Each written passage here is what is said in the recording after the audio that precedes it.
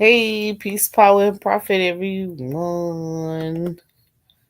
Well,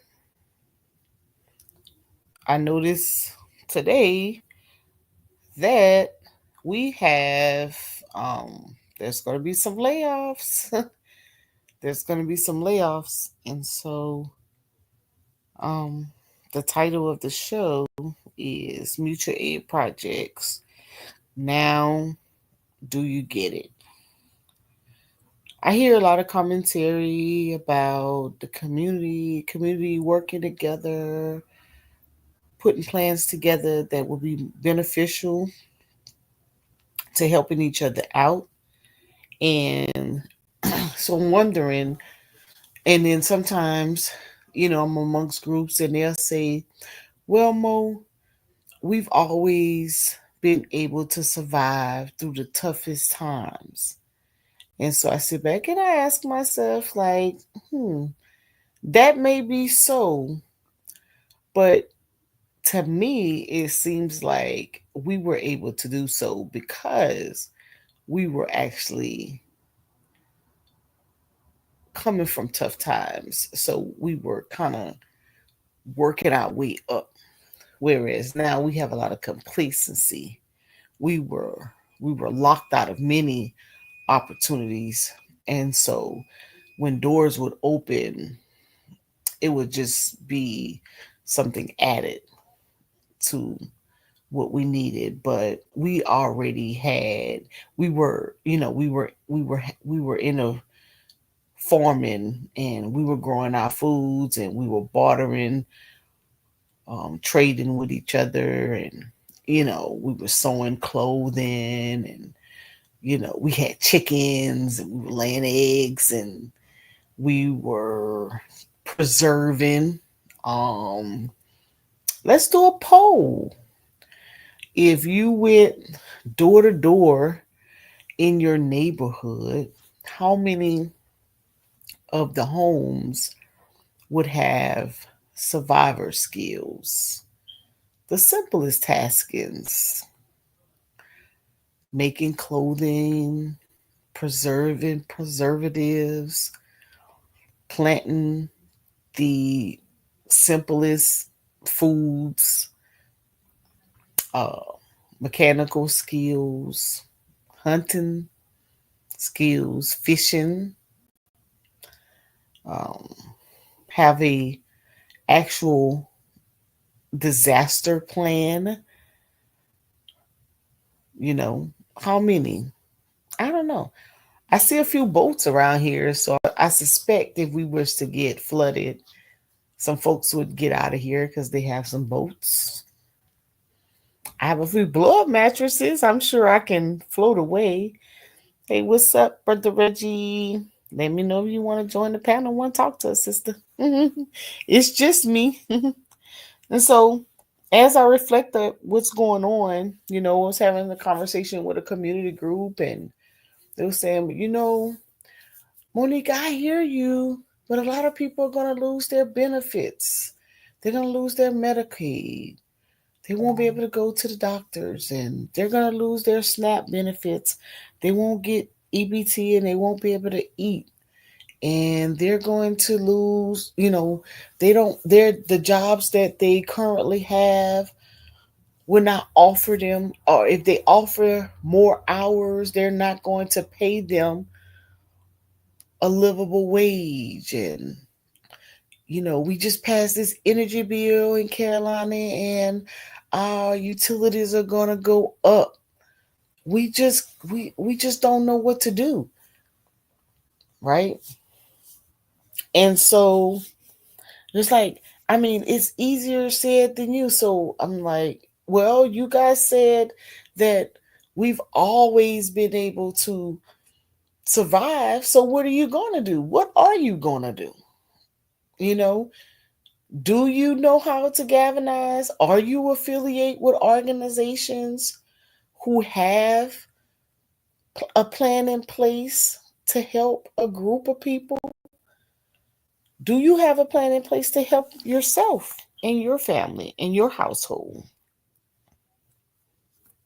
Right? What's your plan? Talk to me. Do you currently live in a food desert? Do you have pigs in your backyard? Do you have chickens? Right? Do you have a pond with fish? Do you live near a bayou or river or ocean where you can go and catch some fish? Do you own a boat? Do you have friends who own a boat? Do you even know how to fish? What are your survival skills? Have you even thought about it?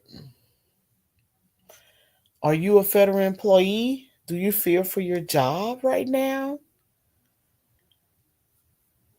Are you are you um or maybe you're okay. Maybe you're employed and you make enough money, you're sustaining your household and you're cool. You're cool. Maybe you live in a neighborhood. Maybe you live in a neighborhood and everything is going well. You know, you don't have any you're not worried about losing out on anything. Well, I can tell you just a few tips. Especially here, if you're concerned about energy bill, I would contact my energy company and tell them that you want to put a cap on your monthly rates because this is all you can afford. So you don't want to be in jeopardy of having high utility bills, right? Maybe you want to, if you're a part of a group, are you interested in the group, or maybe it's just you and your significant, or you and a friend, you and a cousin, a family member, and you want to put a plan together, or you want to save for your rainy day, you know, your investment plan. You want to safeguard some funds so that you still want to outline a budget on how you're going to spend those funds so that you can uh, survive. I know there's one part of the Bible that if I didn't learn nothing else, I learned this part right here. It used to say, save up, um, work enough for 3 years that you can survive 3 years plus 1 year. So I used to when I used to work, I used to always make sure I could put money away so that for some reason I in my mind I used to think that I would have enough money that if I didn't get a raise for 3 years, well 4 years, that I could still survive because I put enough money away that it would carry me over even during emergencies. So um even if you're on a fixed income, right? Um, do you, if you live alone and you have an extra room, do you rent out your room? Do you Airbnb it or do you get a roommate, right? Or do you have working adults in your home and you ensure that everybody is contributing and that the burden doesn't fall on just one person? I don't know. Talk to me. What's up, Chris?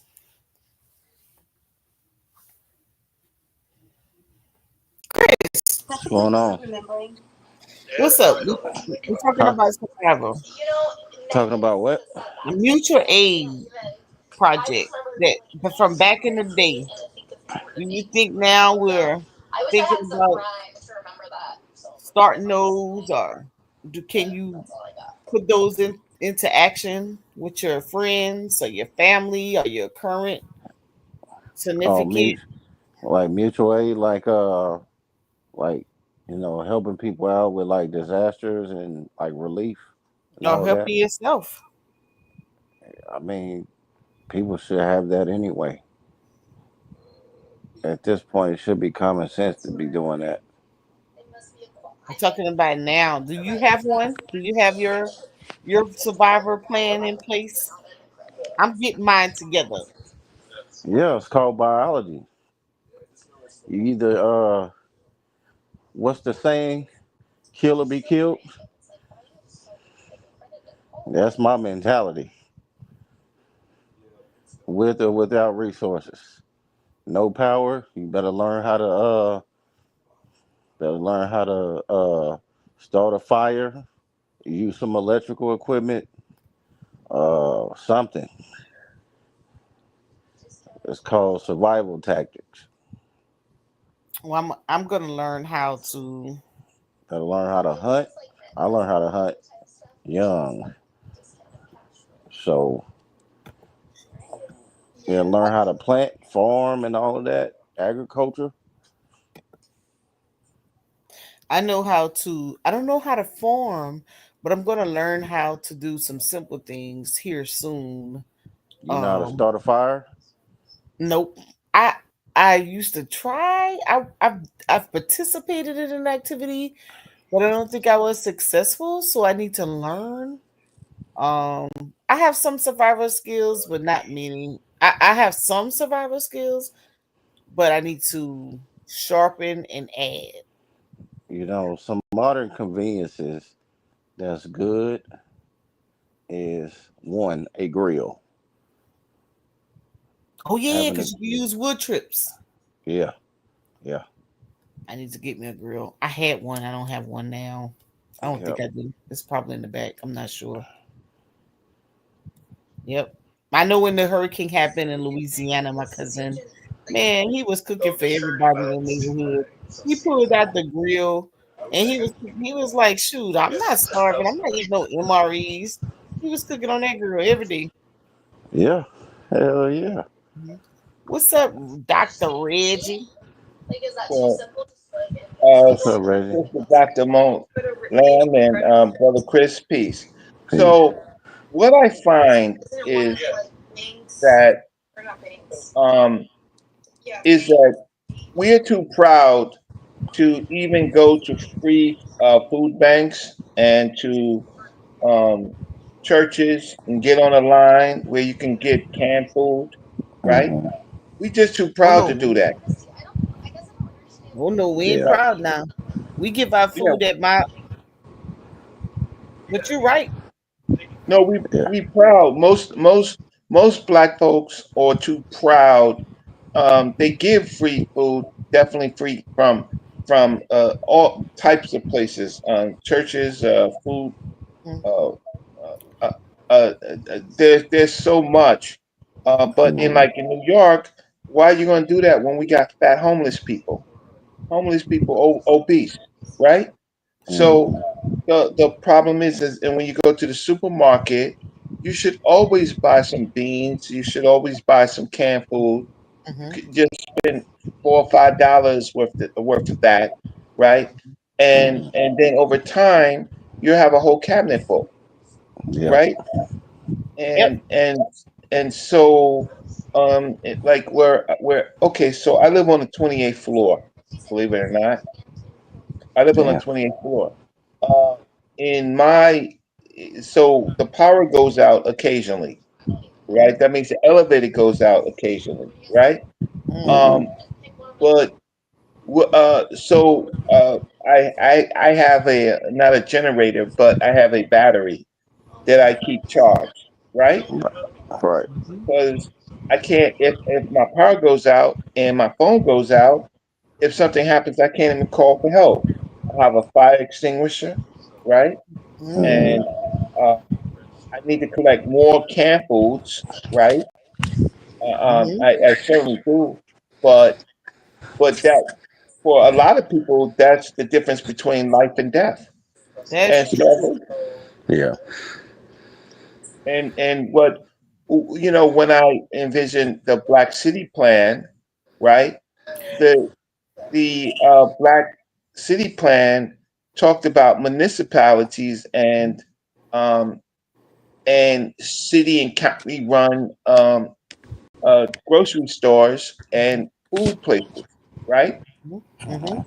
Hmm. Um, we're just not unprepared, and I have to admit, look, I like my food with rigor mortis. It got to be on the truck, right? It got to be on the truck for a week, right? So, because I know in the supermarkets around here, they've been on a. I don't care how fresh you think it is. It's been on the truck for more than 10, 12 hours, right? Mm. Um, Yeah. so sometimes it's just a lost cause for our people until they're in dire straits. And then they want to complain about why these things aren't in place. So we become a welfare people because we don't have a plan. Mm. Ooh. Ooh. You said, man, you just said a mouthful. But you know, I'm glad you brought up your Black City plan, because we used to talk about your Black City plan a lot. Um we have a township here, the town of Eastover, and it's Black ran. Hmm. And they're trying to get some things going right now. And I need to, matter of fact, let me see if I can, let me bring it up. Isn't it still on? Is it, can I Google it? Well, it I, used to be it should be the blackcityplan.com or blackcityplan.com, right? I might have to update.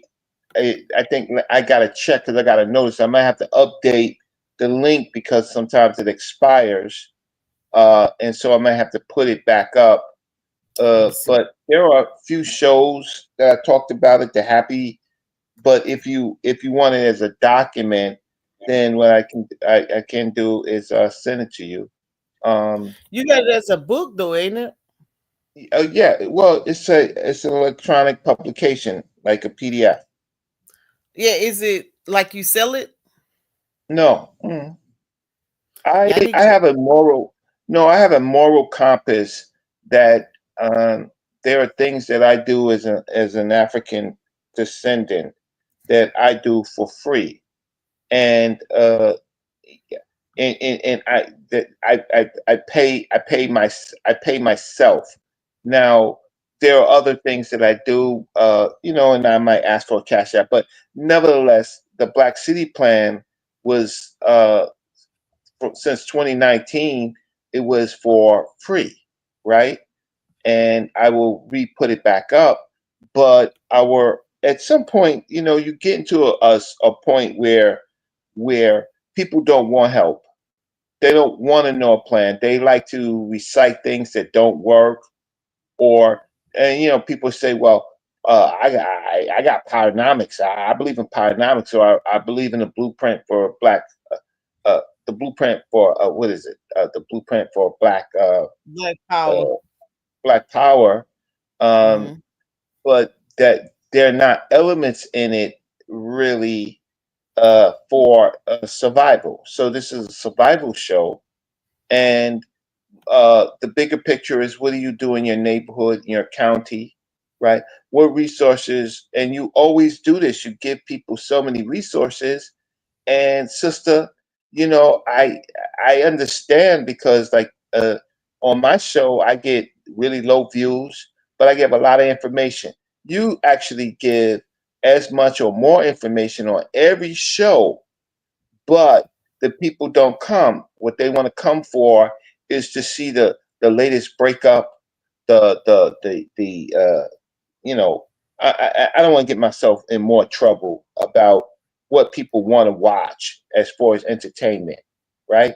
The Diddy trial was in New York. I was there the first day. Y'all don't know, huh?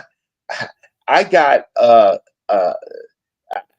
I got into a physical confrontation on the first day, Mm. right? Yeah, I have. I just didn't put it up because I don't want the drama, but I was filming Jaguar Wright. She let me film her, no problem. Then I was trying to get some B-roll to get more footage for a show, and her bodyguards didn't want me to film something later, and I was just getting B-roll. I wasn't even trying to get the conversation, and they put their hands on me. Oh. And yeah, and this is in Federal Plaza, right?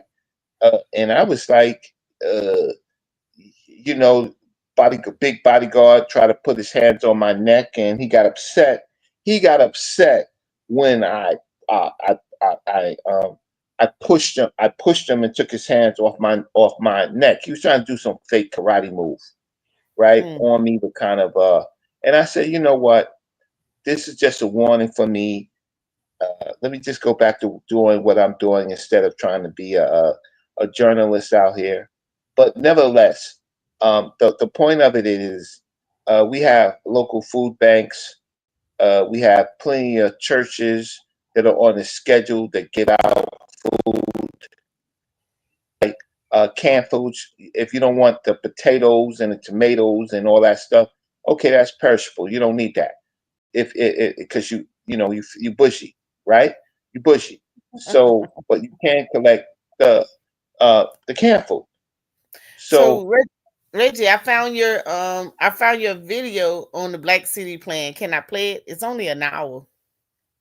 which one? The happy version? Yeah. The happy version is the happy version is the best version I, that I was I, able to talk. But yeah, you can play pieces of it, of course. Um, but when you go on these other platforms, they get funny oh, sometimes. So you have to put in you have to make a oh, reaction video. You just can't play it. You gotta oh, I have to stop and talk. I'll get off of Garfield channel. I can play it on mine and then I could just take it off later. Mine is not Yeah, monetized. yeah. So but the happy. I wish the happy people would strike me. I wish they would. Right? You know, I mean, I really wish, because then I could tell it all. Right? I could tell it all. But yeah, so I wish. But So I can play the a little bit and then we can yeah, commentary. You can play a little bit and yeah, then commentary. you can start it and stop it. But Okay. the sister that interviewed me, Felicia, she is wonderful. She's a wonderful sister, and that was her first show. Now she has maybe about 50 interviews or so, but I was her first, right? And I so appreciate it. But there's some politics on this. But anyway, I don't want to. But yeah, but if we do not have a plan, and what is our best plan? So before you even play it, what is our best plan to deal with municipalities, to deal with city and state laws, county laws? What to deal to build things like a Black Wall Street, right? Corridors, because you can't do nothing if you can't control your local laws. Your Right. local laws will open up real estate. It Right. will open up after hours for schools. Schools is your tax dollars. So Right. why aren't in those schools from, let's say, from 6 o'clock to 10 o'clock? Why aren't we teaching other skills to adults that That's what are, I said. huh? That's what I said. Like, in the after school programs is where we need to be getting in our additional learnings, not relying on the school hours because those are governed by Department of Education, curriculum requirements. But we have other opportunities, like you mentioned, the after school hours. So here in the Carolinas, Reg, we have right now, they're pulling money out of the public schools and they're pushing money into the private schools. Yeah. Mhm. Charter So, schools, right? right, I But you play. have real estate, for example, historical Black colleges. Why, Yeah, why, why, why? In New York, for example, in City College in New York University, adults can take courses, right, at a low cost, right? right, right, But the problem is this, we don't see that as a model for getting people back into the workforce, right? And so because we don't push for that, then there's all these private interviewers, and then there's something called WeWork. mm-hmm, These yep, right. So schools and universities, right? Uh, they can open up structures to teach skills. We want to go to a lecture about ancient Egypt, or we want to go to a lecture about, you know, about some of these other topics. But ultimately, they don't do nothing for us. It builds some esteem. Um, People that I walk into the museums and stuff like that, they're looking at this stuff for the first time, and most of the time they're not going to do anything with the stuff that I teach them. They're not. It's just entertainment. They want to do it for their own personal, but they ain't gonna feed your ass. It's not gonna feed your family. I They're not. definitely took the info and did something with it. I appreciate it, Reggie. Well, I'm glad y'all my family. That's why I'm on the show. But the bulk of them, these people, they want to contrast their religious views and things like that. It helps you mentally, but learning math, science, learning business, learning new skills. Like AI is taking over the world, and now in Europe they're putting in robots. They're putting in robots for in warehouses and things like that, Mm-hmm. and they're and so uh, people have lost so many jobs. The people that were at the the booths, or all of the things that you think have been replaced. So before, you have booths staffed by by people taking money for bridges and tunnels and stuff. Mm-hmm. All of that's gone. All Mm-hmm. of those workers are gone. Now they're going after the warehouses. And federal. Right. Yeah. Mm-hmm. So soon, uh, post offices are going to be hit, and so this generation, our our grandchildren, um, there's going to be nothing for them. And then and you know what?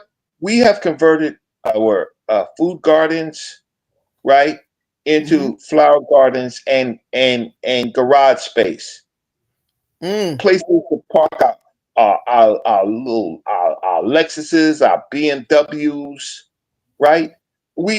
So we looked at, nah, I don't want to. I don't want a garden, a food garden. I want what I want is a place to park my cars, my 3, 4 cars, right? Um, we, it's so much that we can do, and it's so much on YouTube. It's just so much on YouTube as far as survival technology and stuff like that. We we would rather watch a debate between some religion, right, that don't work. It didn't work for the people in Texas. All those Mm. people, God, their God did not help their asses, right? Mm. Sure didn't. Right? But we still gonna be in church making Jesus our personal savior. He's your personal savior. He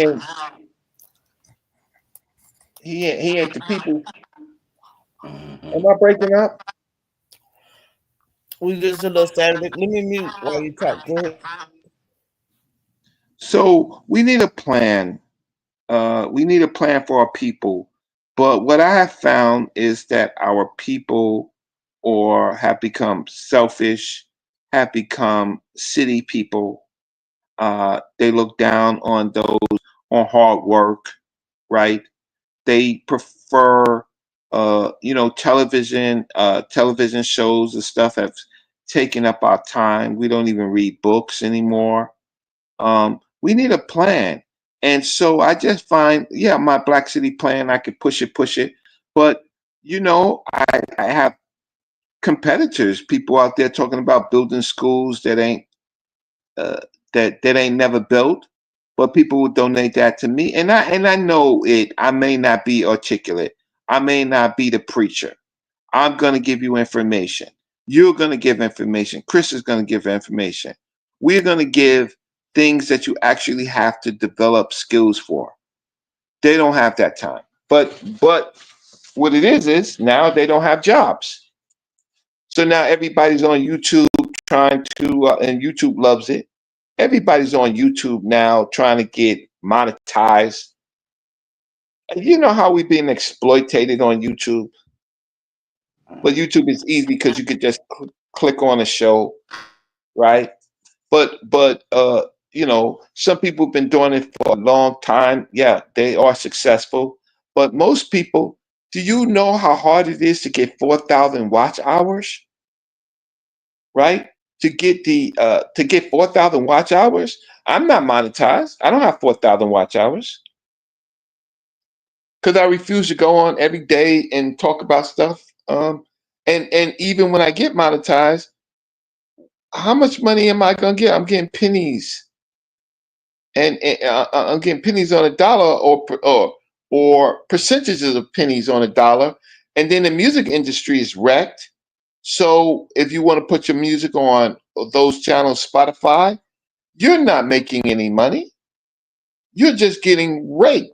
You're getting graped. So we need a plan, but I always say that it's crisis. It's only when it's crisis, and most of the time it's too late, right? Right. Yes, it's just too late.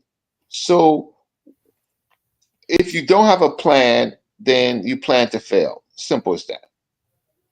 So, um, so we have a community project plan here, and one of the dilemmas I'm having is that the community, well, well, I'm having a hard time with the community because on one hand, community is rural, a lot of private owned land, a lot of agriculture, and they're not really interested in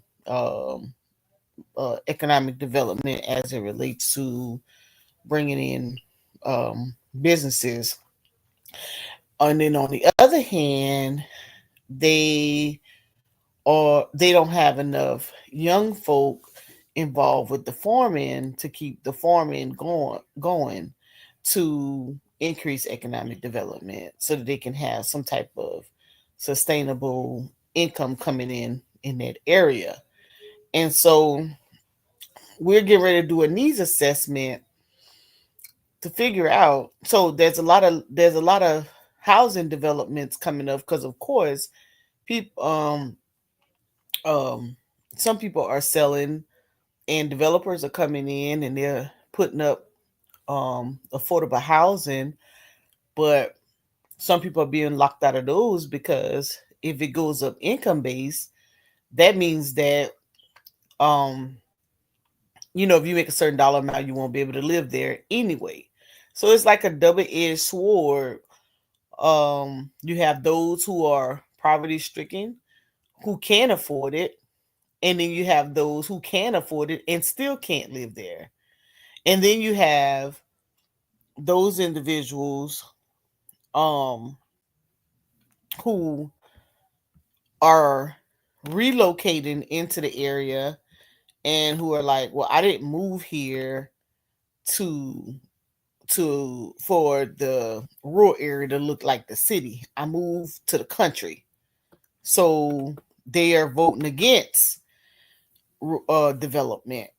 And then you have your government or your individuals who are sitting in your county council who are saying, okay, I'm doing my town halls. I'm giving my notices to the people. Here's our comprehensive plan. We have a potential of 70,000 people who are going to be moving in these areas in the next year. Here's our potential growth area, and and we're saying, okay, um, are you guys do you have any idea of what you would like to see there? And so I'm telling them, like, yeah, you may want to see a particular department store or um some type of manufacturing, but if they're not coming in to pay you some type of livable wage, you're going to be stuck. Or if you're going to get another nuclear plant or some data center that's going to just cause pollution and we just got deregulation, you're going to have health problems. So it's like a two-inch sword right now. Because we don't have a plan Mm-hmm. and we don't think in generations, and we need to reboot, and it's only conditions that's going to unite us, and sometimes it's too late. And And it's just not black folks that's going through this. It's all of America. Everybody Certainly now. white folks. Huh? Yeah, it's everybody now. It's just everybody now. And so you have these big developers doing exactly what you're saying, building these data centers.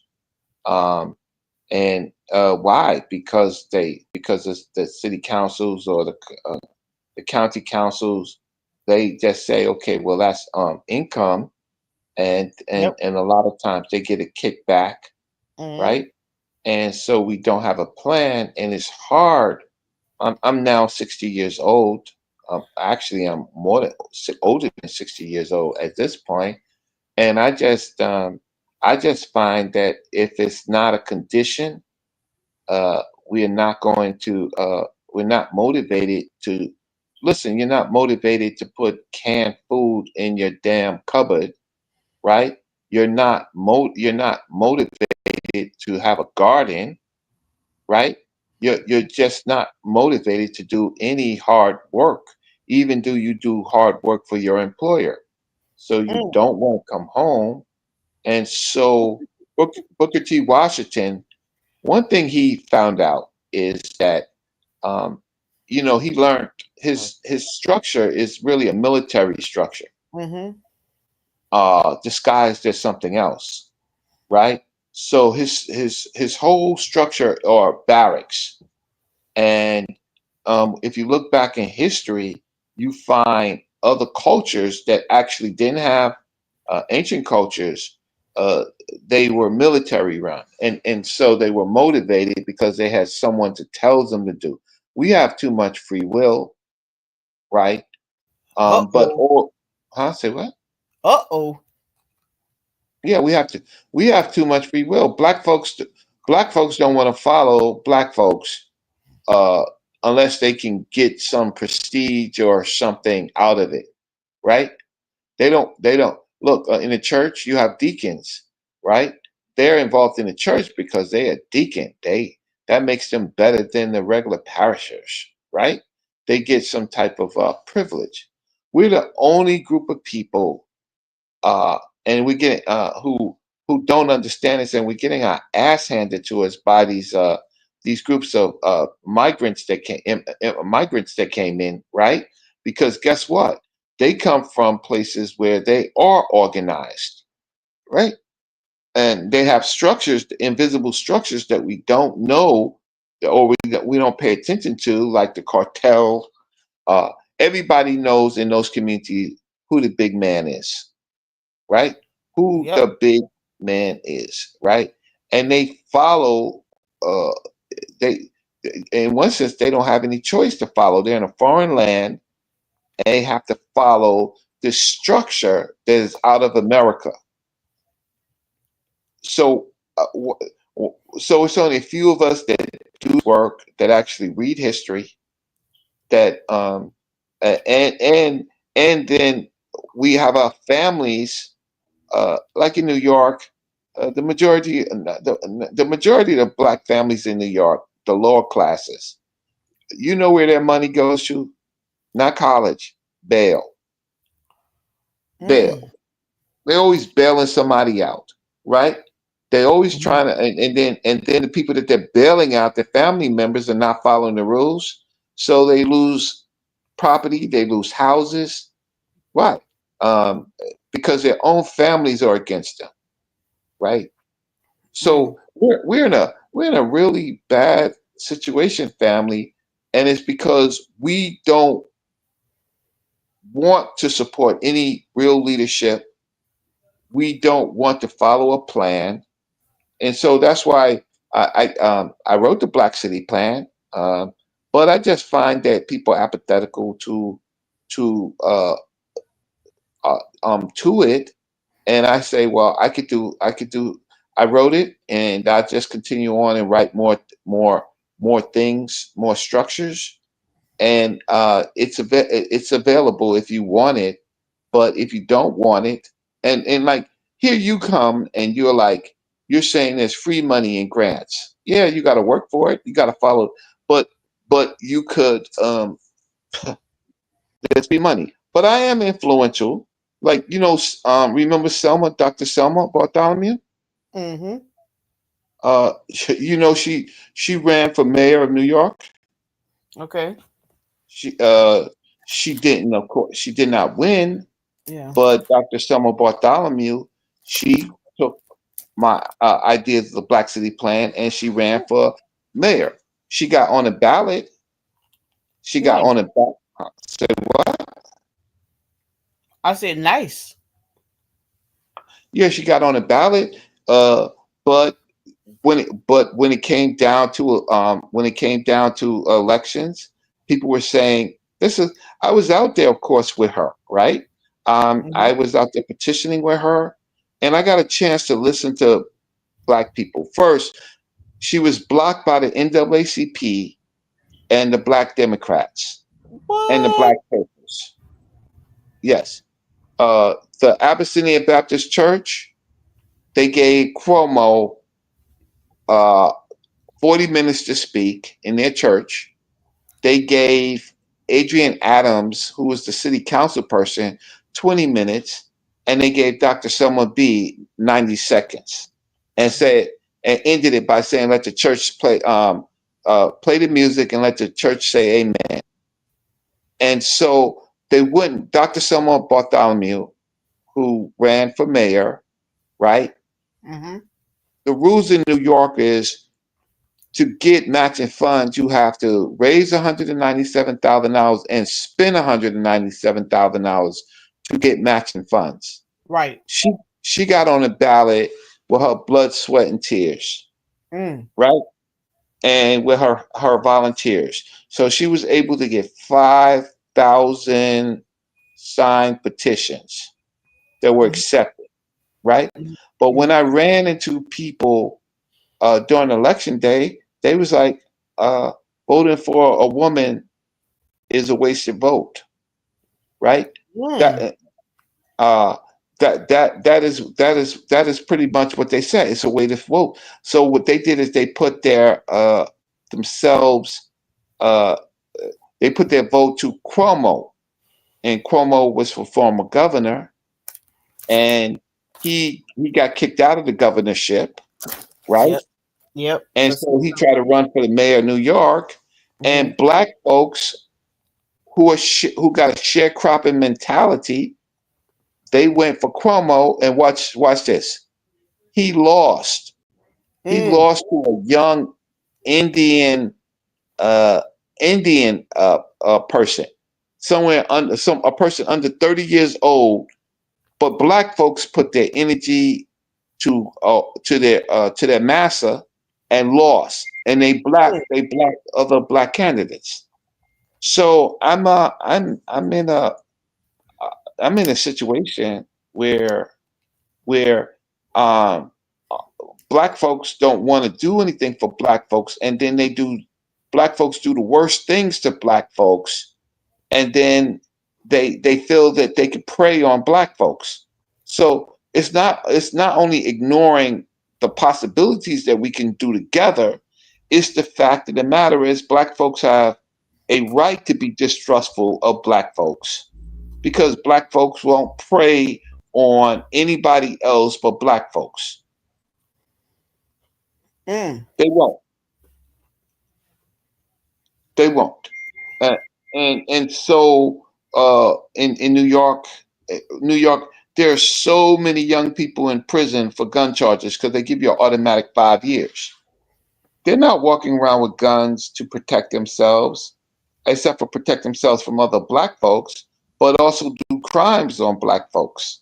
So we need a plan, and at some point we need to stand up to people who have been around for 10, 15 years who haven't really done anything for our people, except for get donations, book signed, and things like that.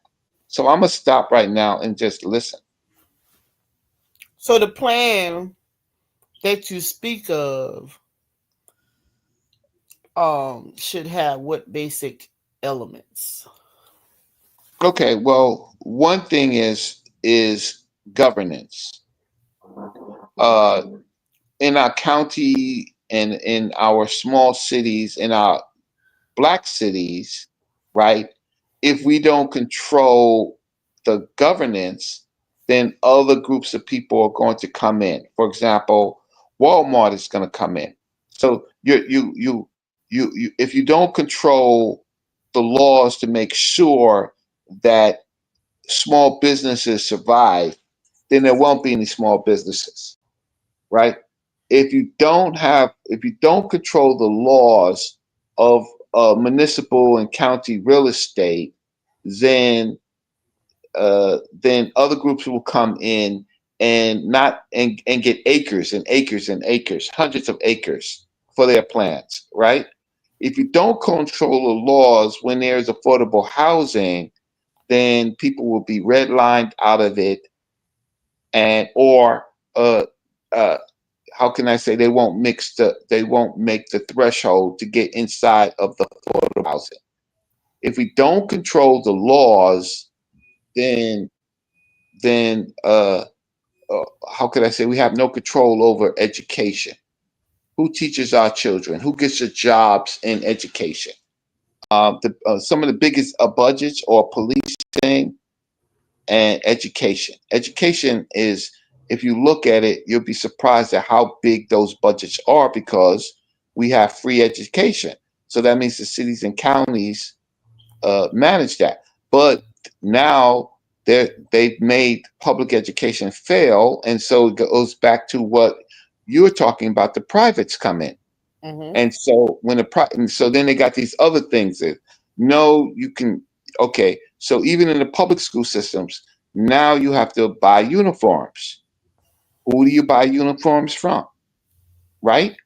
It's there to tax you. So there's something, if you don't control the laws, there's something called black debt, right? Black debt is, I want to take Chris, for example. Every portion from your toe to the longest strand of hair on your body, right, is taxed by some corporation. When you get paid, there are at least 20 companies. They get paid when you get paid. Am I wrong? No, you're right. Right? Soon as you get paid, there are at least 20 companies, and those those taxes are going higher. Right? Your food bill, your transportation bill, your gas bill, right? Your kids' education, right? Your wife needs, your then it's your parents, the sick, the grandparents, the so at the end of the day, you're just a walking paycheck. Yeah. Now, who fixes that? Well, laws can fix that, right? So we don't want to be involved in the laws, right? Then it's look, right now you could buy, watch this, you could buy mini homes, right? You could put them on your land, but who stops that? The county and municipal laws say that you can't put this structure on your own land. Land, right. Zoning. Yeah. You can't rent. So you could put up, you could put up tiny homes. Seniors can live in tiny homes. They don't need those big houses. They could sell those houses, right? That are eating them up on gas bills, electrical bills, right? Mhm. Some of those houses that our seniors have, they're not worth living in. They're not They're worth it, just, exactly. Yep. right? But who controls that? Zoning, right? Zoning. That's true. Yeah. So the first thing to power is getting in groups of people who care about, Our interest. yes, there you go. So law and governance is the first part of any structure, and other people, they use this well. When you go into some of these white communities, Mhm. you don't get ticketed. You go into a black community, you get ticketed for everything. Yeah. That's true. So watch this. Wait, before you go further, Reggie, hold on. I want to show you something. Because we're gonna use the real case scenario. Because this is going on right now. Don't let him lose his thought. He going. I know He he went. going in, Yeah. but he helping me. Hold on. Reggie ain't gonna lose no thought because Reggie know this stuff like the back of his hand. Yeah, he do. Well, hold on, watch. So he's speaking truth, and we having real live conversations about this right now. Hold on, let me I gotta pull the map. Hold on. Regaining.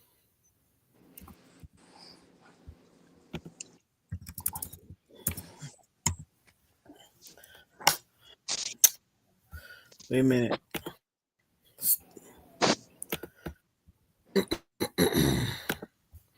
Hold on. Let me go through let me get the link. I have it right here.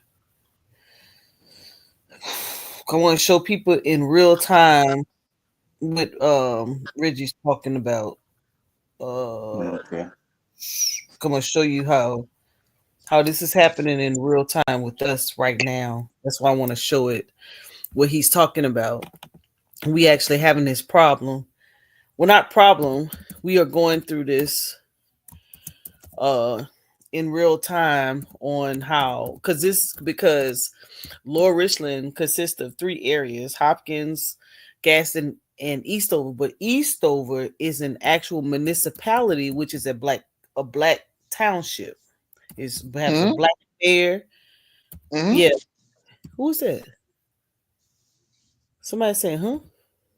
No, I said, Oh yeah. And so we are working on educating him and helping him get his power and oh man, hold on. I missed something, Mr. H.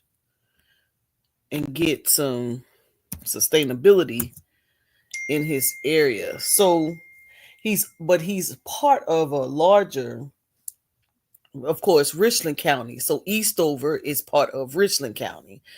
And so Richland County is doing their comprehensive plan right now, which Eastover is a part of. And so everything Dr. Reggie's speaking about right now is relevant to this conversation. Let me show you the map. So see, this is us right here. I'm in the corner. You can't see me, but I'm in this picture. I was at that meeting. Let me go to the map. Hold on. Let's see the scenarios because it's going to show you a map. See, we doing community engagement right here.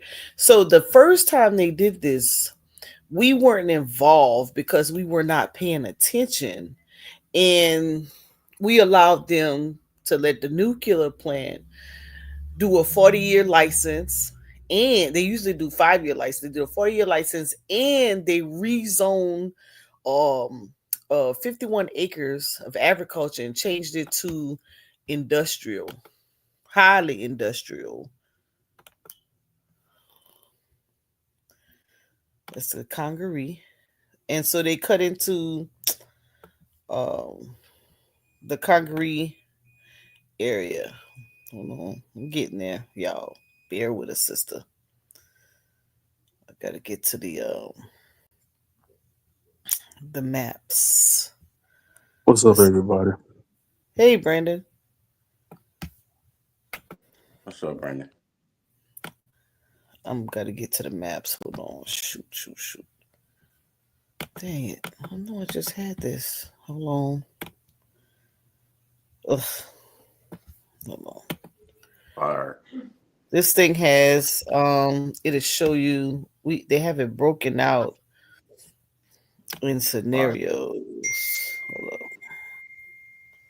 Fire. I know. Hold on. Here you go. Right here. So wait, let me see which one I want to show you. Okay.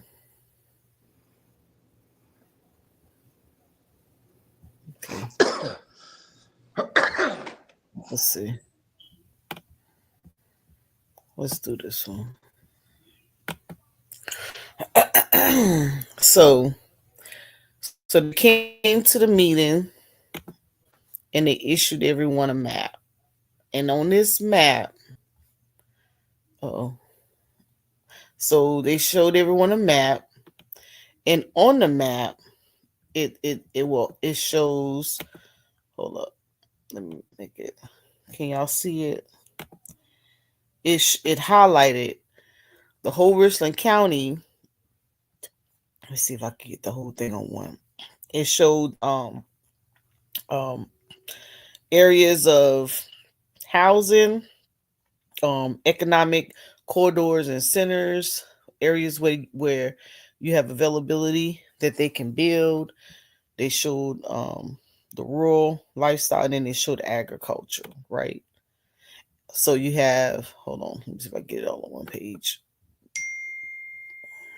Go up.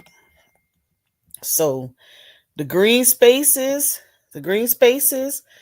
is open spaces. Those are marked for, oh man, marked for conservation, right? Doesn't mean it's not protected by any law, but we would hope that they don't, interfere with those areas. Then these lighter green areas is agriculture. We only have 4% now because they've made a whole lot of changes. As you notice, we don't have a lot of agriculture anymore. And the little bit they have is probably privately owned.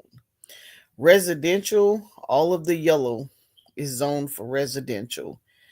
That means a lot of people probably sold some property because a lot of this is probably a lot of property, but they're trying to get at this property so that they can build. And then you have these red areas as activity, and then you have this light purple is employment centers, and then you have this area. All of this is military. This is probably Fort Jackson.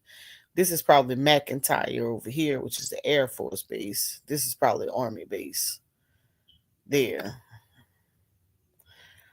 And then you have a city or township, which is the blue. And I think this one over here is the town of Eastover. That area right there, right? So, and so basically what they've given out, let me go back, is they're saying, let me go to the scenarios. They're saying, hey, they're showing you exactly what's going on. And then they're saying, we're going to, with these different scenarios, they went through each scenario. So I showed you the first scenario. That was A. This is B, leveraging centers. So I showed you A, which is mostly residential. So scenario B, so they're showing you potentials of what they can do with the county. So this is B.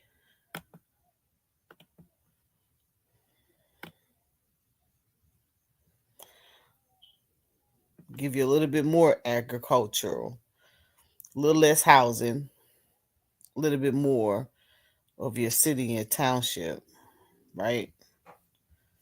And then let's look at C. Richland.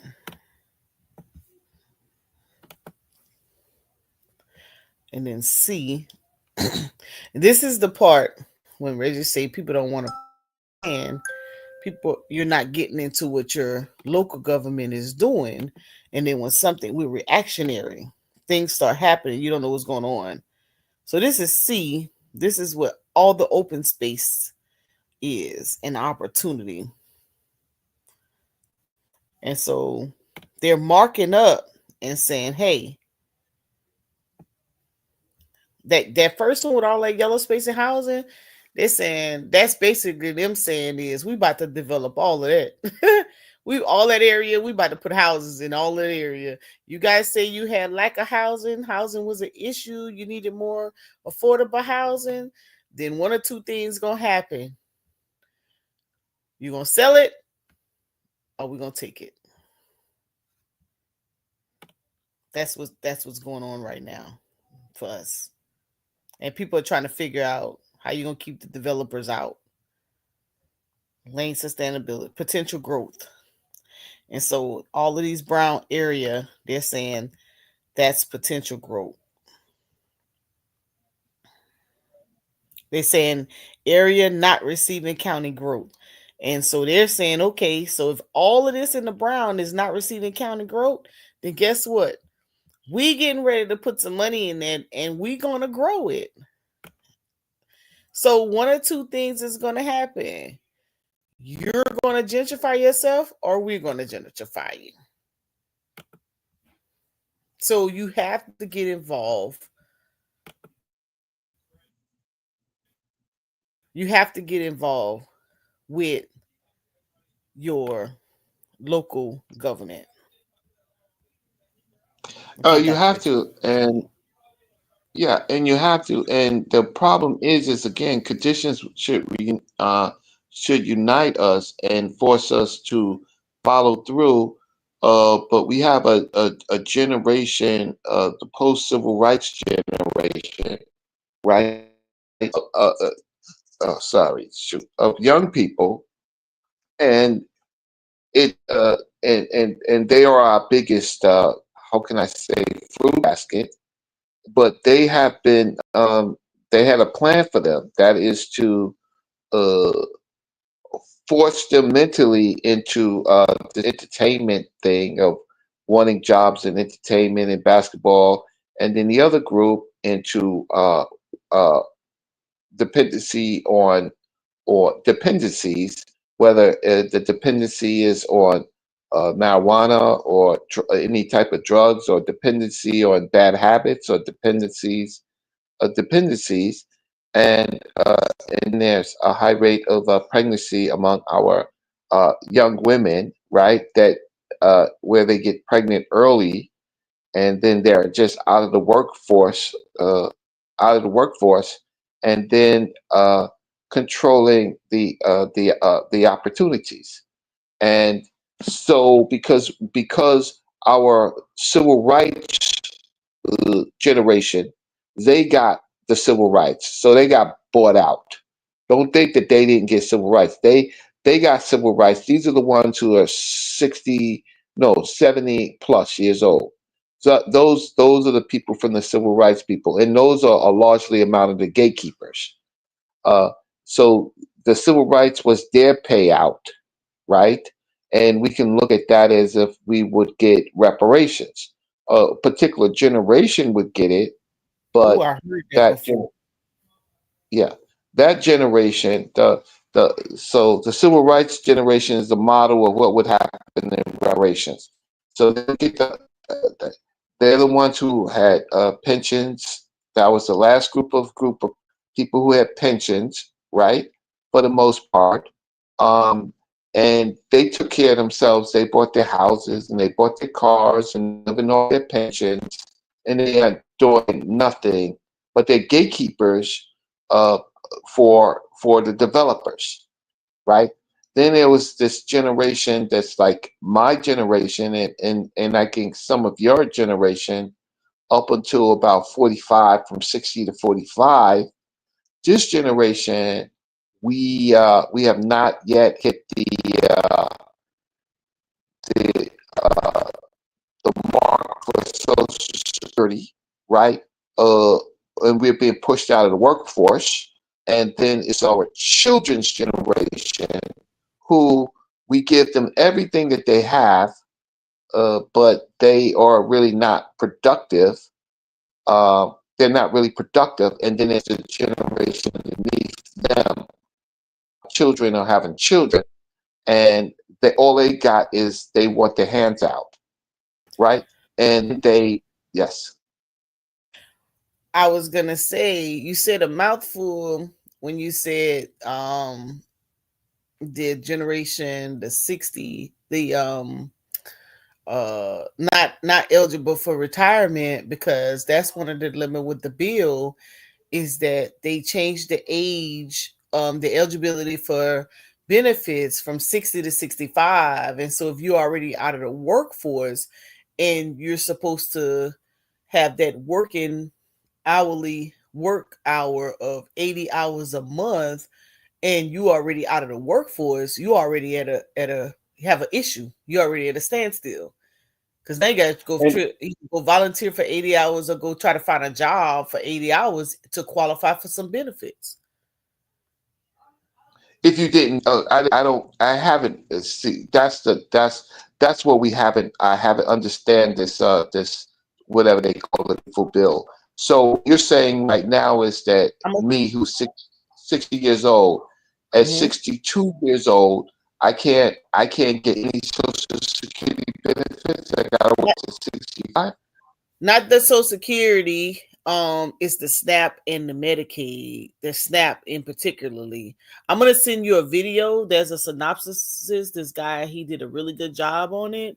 It's about 46 minutes long. I'm gonna send it to your email right now, and you can listen to it when you get a chance.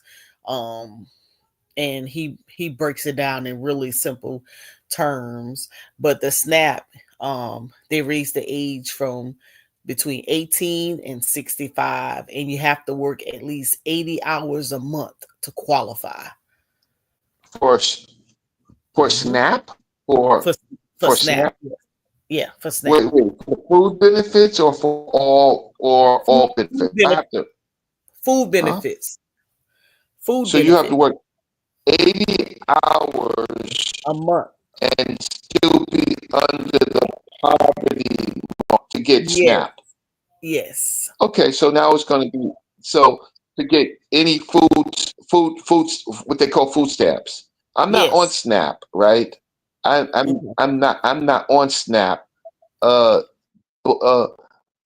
now, but I know so many people that are on SNAP. It's not that I can't qualify for SNAP. I definitely could qualify for SNAP, but then now you got people walking around and will be starving, right? But will be completely starving. But Social Security is not supposed to be taxed anymore. Right. So if you right, but okay, so I'm 60. I up until this bill at 62, I would get if I apply for it, I would get I'll probably get about $1,200 a month, right? I would get about $1,200 of Social Security prior to this bill. Right. Prior to this bill, I don't know what I'm eligible for at 62 years old. So you can go to ssa.gov and see what you're eligible for. It'll show you. At some point it did, so that's why I know from all my work hours, right? I was able to get if Social Security, I was able to get something like $1,200, right? But I now have to go and relook it, and they put in some different type of gates, make it harder for you to look. I had to get a form in the mail, but nevertheless, I didn't vote it anymore. So that's my own issue. But the reason is that we didn't vote for Harris. You're breaking up, Reggie. Yeah, you breaking up. What? You breaking up. Breaking up. Can you hear me now? Yeah. Oh, can you hear me now? Yes, better. Yeah. Some alphabet boys is on you. Okay. So I said them alphabet boys is on them. Oh, now he dropped out. Yeah, he's on point. Definitely is on point. The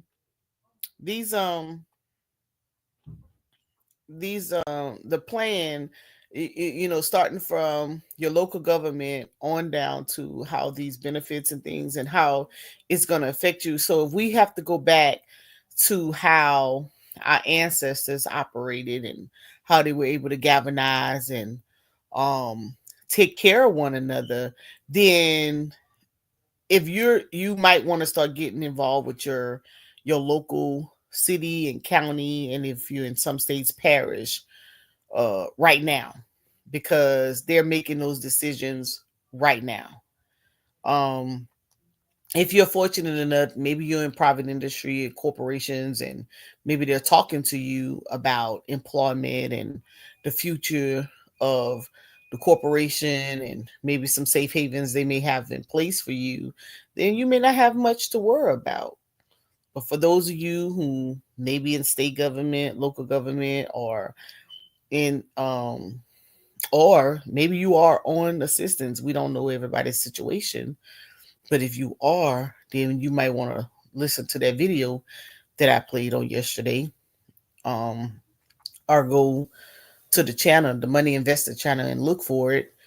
It kind of give you an understanding. Or search YouTube and look for some lawyers and folks who are talking about it, so you can kind of get ahead, because you want to start planning now, and not a scare tactic, just lining some things up based on some opportunities that may no longer exist.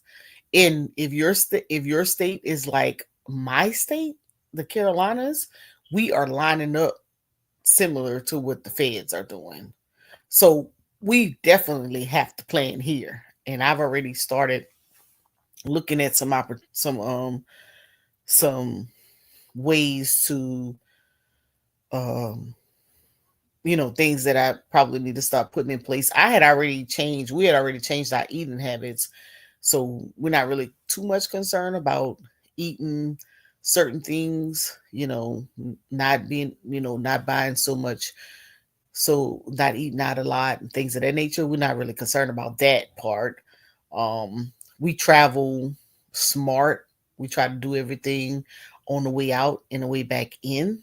We don't move around a lot. We haven't been participating in a whole bunch of entertaining activities. We haven't traveled much this year. Matter of fact, we're going to travel this summer. That's probably be the first time we've traveled other than some type of emergency, or I think I went home once in this quarter. But we've saved, we've kind of shifted some finances around so that we can be kind of prepared economically.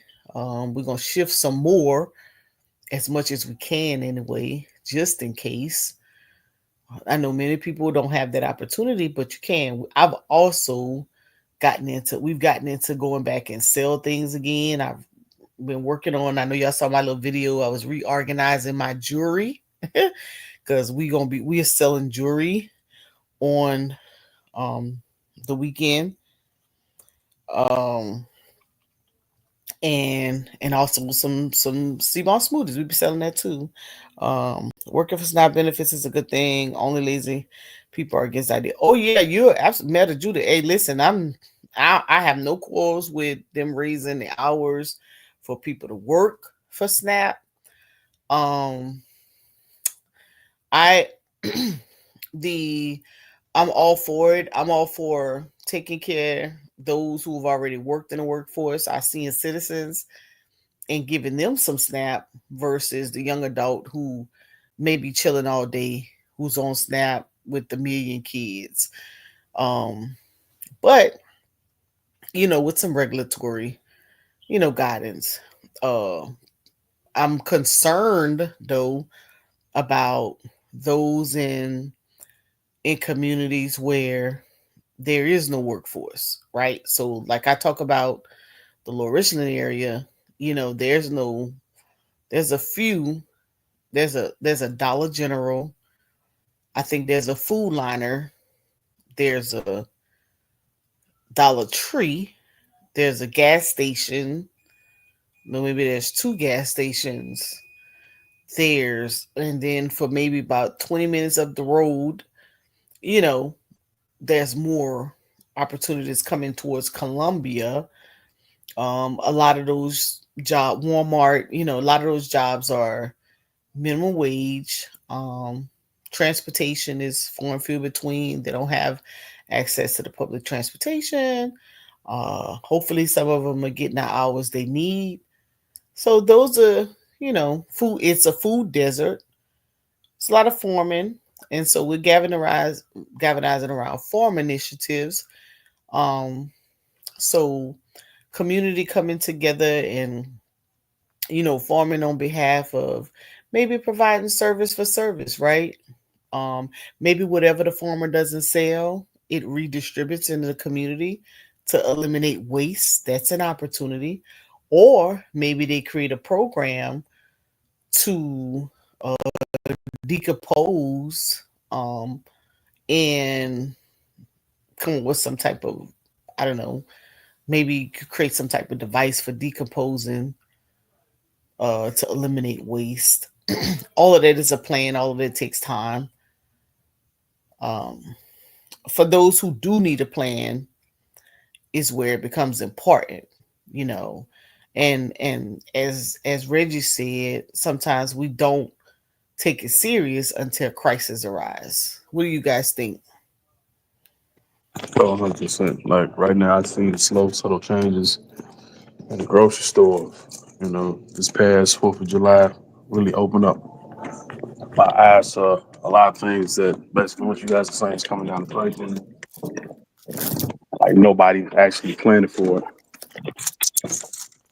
So, I mean, myself, I've just been saving more, you know, still investing, trying to find opportunities in the market, but just trying to keep cash on the side if I can. Hmm. And then actually, I started a mini garden, so I got a little something Oh, sprouting up. Yeah, proud of myself. I'm gonna take a picture of it right quick, put it in the back check. But I oh, got that's some raggedy, cool. I got some raggedy ass tomatoes that's trying to grow. Um, I got What you two mango plants I'm trying to grow. what you put it in, Brandon? A little pot. I got it sitting outside. Um, yeah. Uh, two mangoes. Hmm. Uh, cherries, not cherries, tomatoes, and Hmm. then I got a watermelon Yeah. plant. Oh, cool. Man, what you got to say about that, Mo? Hey, Yeah. Brandon got me beat. I'm going. Self-sufficient. I'm gonna Yeah. get me one. I'm gonna catch you up, Brandon. I'm gonna get me. I'm gonna get my brother to build me a box, and I'm gonna do something too. Now see, Brandon. Last time she was trying to throw the all the black women farmers in our face, and you over there doing your thing as a black man. Yeah. Brandon drop off. Oh man, his thing must have went out. Reggie went out too. Yeah, Reggie gone. This is this is pretty good. I'm Brandon back. Yeah, that's pretty. Oh, he said put the link back. Hold on, let me put the link back. Yeah. Yeah, Brandon. You a black man planting planting seeds, growing fruit and vegetables. Yeah. Straight like that. Get straight back to the roots. You know what I'm saying? Yeah. You got to say about that, Mo. Black man handling things. And Whatever. you know what's crazy? It wasn't even that hard to plant this stuff though. I mean, like obviously, like the seed aspect, but like the way these things are sprouting up, Mm-hmm. Yeah. it's sprouting up like weed. Yeah. Mm. Yeah. That's how it's supposed to be. That you go to the thrift store or the dollar store, get you some raggedy vases or whatever for like $3, $5, or $1. Get you Mm-hmm. some potting soil. You know, instead of going to like Menards or like a Big Lots to get the seeds, I took them from the grocery store. Hey, Yeah. Brandon. Grocery seconds. Yeah. Now, Brandon, let me put you on game. USDA got a grant for first time farmers who learning how to farm. What you mean? I can Yeah, get a grant for. yeah. So how much yards? You don't have to have an acreage of yard. You just have to have, you just have to be learning. Don't worry, we got a farm workshop on Friday. I'm gonna get all the information for you. Okay. Okay. Hold on. Let me Mhm. take a picture. I took a picture of the plants. I'm gonna put them in the back chat, but But there's hydroponics, so Yep. you don't have to have You can grow hydroponics in your garage. Yep. No, you need your cars in there. I'm so sorry, right? Because you don't want your cars to get Yeah, rained on. I need my car in my garage, Reggie. I'm sorry, you got me on that one. But I do have some space though. I have some Nah, space. even the shed. Like put a tarp over the shed. I mean, in the summertime. I mean, so You the go to other Home excess rainwater Depot. won't get in. You can go to Home Depot and buy one of those little sheds and have it installed for less than $200. And you can put hydroponics in there and you can grow. You don't have to do all of that tilling of the land and all of that. It'll grow it better hydroponics, and you can grow all type of you can buy tomatoes, you could bean sprouts, you can do all of that, and guess what? It's really labor free because you ain't got no dirt, you ain't got to till. All you got to do is pay for the electricity for the lights, right? And and so some people have what you call trucks. They have these hydroponic trucks, right? And then when it's time to they did have y'all seen them in the amount of produce that could be grown out of those things? Yeah, Ali Duael does it. Yeah. So y'all should know about it, uh and so you could sell your excess, right? You can give it away, right? But you could be an epicenter because people like fresh food, Yep. right? And if you have the money, you could get one of those trucks, and it could be actually profitable because you don't need the square footage of farm space. So farming, and then you can grow exotic foods that people like. Like what's that lettuce? There's not the regular. Kale, spring, Yeah, but there's a lettuce that's really beautiful. spring. Huh? That spring, the green, the spring one. No, it's not the spring lettuce. Uh, It's a real. romaine, romaine. No, not romaine. It's another. It's a real pretty. Is It's it an arugula? no. I'll tell you right now. And it's very expensive. You go in the supermarket, it's something like $5 for this type of lettuce. Um, Let's see. What happened? It's we trying to name it's a a lettuce. green. It's very very expensive. Restaurants use it a lot. It's called I was gonna say Spanish, but no, it's not. I'll tell you in a second. No, he didn't say spinach. He said It's a very very expensive lettuce that all the restaurants actually use. It looks similar to a Boston, but it's not that. Let me see. royal oak leaf, But it's very grand rapids. no. I'll tell you. When I Grand. tell it to you, you'll know. When I tell it to you, Oh, you say what romaine? Butterhead. but is it Butterhead? Butterhead. I think it's. I think it's. Oak But leaf. I think. Bativia. I think it's. I think it's Butterhead. I think it's Butterhead. And it's real pretty. In all the restaurants, Soft, tender green leaf, sweet and delicate. Good for wraps and light salads. yeah, I think it's. Yeah, that's kind of like a restaurant type lettuce. Let me Mhm. just check. The romaine and all of that stuff. No, it's definitely not no iceberg. No, no, no iceberg. But those type of restaurants buy them because it's a staple in high end restaurants. Well, I'm gonna have to go look for me some butter lettuce. Yeah, Some it's butterhead. Butterhead, and then you could, and so some of these hydroponic places, you can whatever you don't want to eat or you don't want to give away, you could sell it and to the local markets, to the local restaurants because they're waiting for it on the damn truck, and you can get it to some of these produces you can grow with hydroponic. You can get it to these restaurants uh, before the truck come in, Mm. right? So that's a big business. The hydroponic industry is a big industry, and it doesn't require let me see Excuse me. okay, so let me just pull up a website and show you one of these trucks.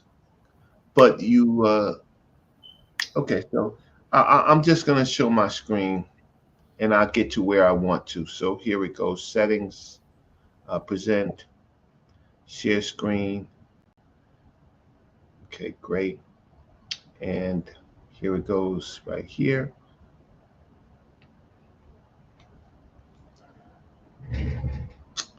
Uh, I think I'm sharing. You have to put it in. Great. So these so some of these systems are very affordable, right? So this one right here, $79, right? Right. But those are the small systems. Now I'm going to show you the big. I'm going to show you in a second the big systems, right? This one over here is a hydroponic greenhouse. This one's $3,000, but this is more, of course, uh, these types right here that you can buy. Uh, these are more industrial, right? So let's say for you and your family, you would use just one, and the rest would go to restaurants and stuff, local restaurants and things like that. Let's say another one, and a lot of these things you can actually buy from you wouldn't buy it in the States, you would buy it in Asia. And then there is, and so why we don't do this? I Let me see, why we don't do this? I don't know. I don't know. Especially people in the more rural areas, right? I don't know. And so, um, right? So when harvest time comes, this is just straight cash, right? And all it is PVC, and and you have to buy some bedding for it, and there you go. And then there's the hydroponic trucks. Let's see, the trucks. Sorry, hydroponic uh, growth centers, something like that. Let's check. Let's look at this one right here. I think this is called Farm Out. Let's see what this has to say. Um, what is this Farm Out type of thing? I'm gonna have to stop sharing my screen and come back in. But there are systems that you could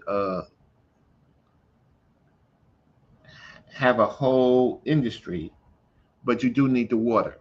But and you do need to. So here's the butterhead lettuce. You see it right here. See the butterhead lettuce down here, right? But Yeah. um, uh, so they have they have ready-made systems for us, but we're interested in our cars, right? Uh, Mobile farms, hydroponic mobile farmers powered by green EVs can deliver fresh produce up to 30% faster than traditional methods. And they have all of these type of systems. But you said there's somebody who does it, who actually does it. So you should bring them on your show, right?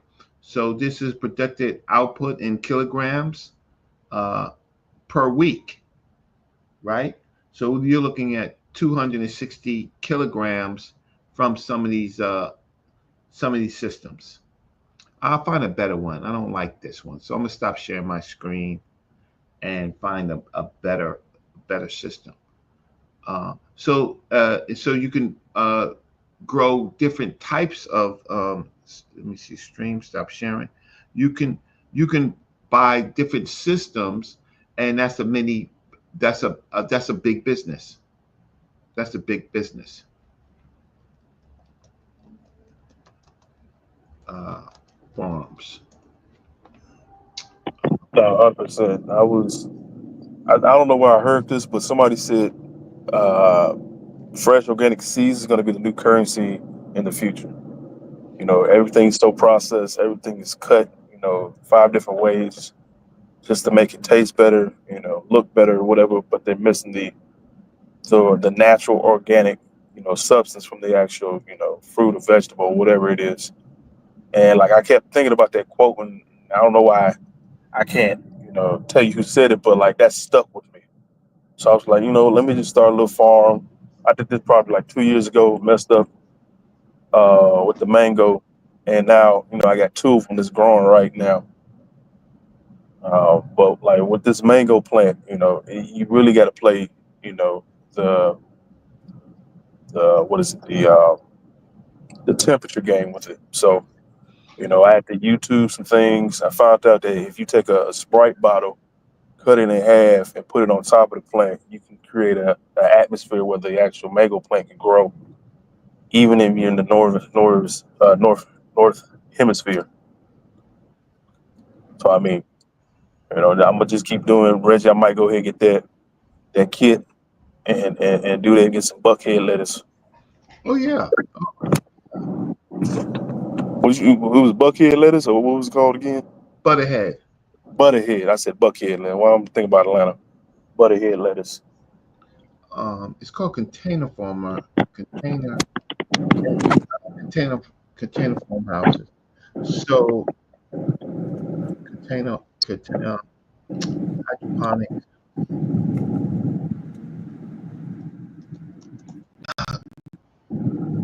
And you grow the food, and then you just bring your you bring it to the local strip mall, right? Right. Or you can have a contract. If you get a big enough area or a big enough facility where you can grow it all year round, you can contract that out to certain restaurants. Probably some of these upscale restaurants, you can just build a business like you said. Obviously you got charged by the pound, but I mean Market. that's a lucrative business. Especially those that are grown with real seeds. So I share Yeah. the screen. Uh, you know, how can I say, you can put it outside your local big ass church, but these are sharing it again. So these are what you call container farms. If you put it up, okay. So they're basically within a container, right? In a container, and this is what it looks like inside. And here's this lettuce that I'm talking about, right? And this is all in the container, right? Here's another look at what one looks like. You put it on your property, put your cars on the sidewalk. Uh, where's this? Sorry. You There it put goes your right hands on there. the sidewalk. Yeah, put your cars on the sidewalk, and here it goes right here, right? And that's your growth center. That's what it looks like, and it's big business. It's really big uh, business um, for people. Let's try to find another one that there's a very popular system that's out here, and I'll try to find it. So this each container makes $180,000. This Mm. YouTube video, this one makes $180,000 a year. Each container makes $180,000 a year. And she probably got them containers for free with the Equip program. Right, you could build it yourself. This one over here, uh, Square Roots, right? So they're popping. They have a couple of containers stacked, right? Mhm. And you can well how can I say? There's enough YouTube videos on this uh, that you could resource yourself on. Elon Musk's brother, if y'all don't know, his brother, uh, he's big on. Let's put up Elon Musk's brother. He's big on this. Elon Mm. Musk brother, right? He's here, this is Elon Musk's brother, right? And Kimball is making farming three-dimensional, right? So this is one of his systems, right? This is one of his systems, right? And it's big. It's really, really big business. And um, of course, he's Elon Musk's brother, so he has a staff. Uh, but it's big. It's big, big business. And so high-end restaurants, Kimball's vertical farming, it's called Square Root. It seems like, and uh, but you could build one of these yourself, or you can partially build it yourself. But it's big, big business. And so some of them, you see that they don't use electricity, right?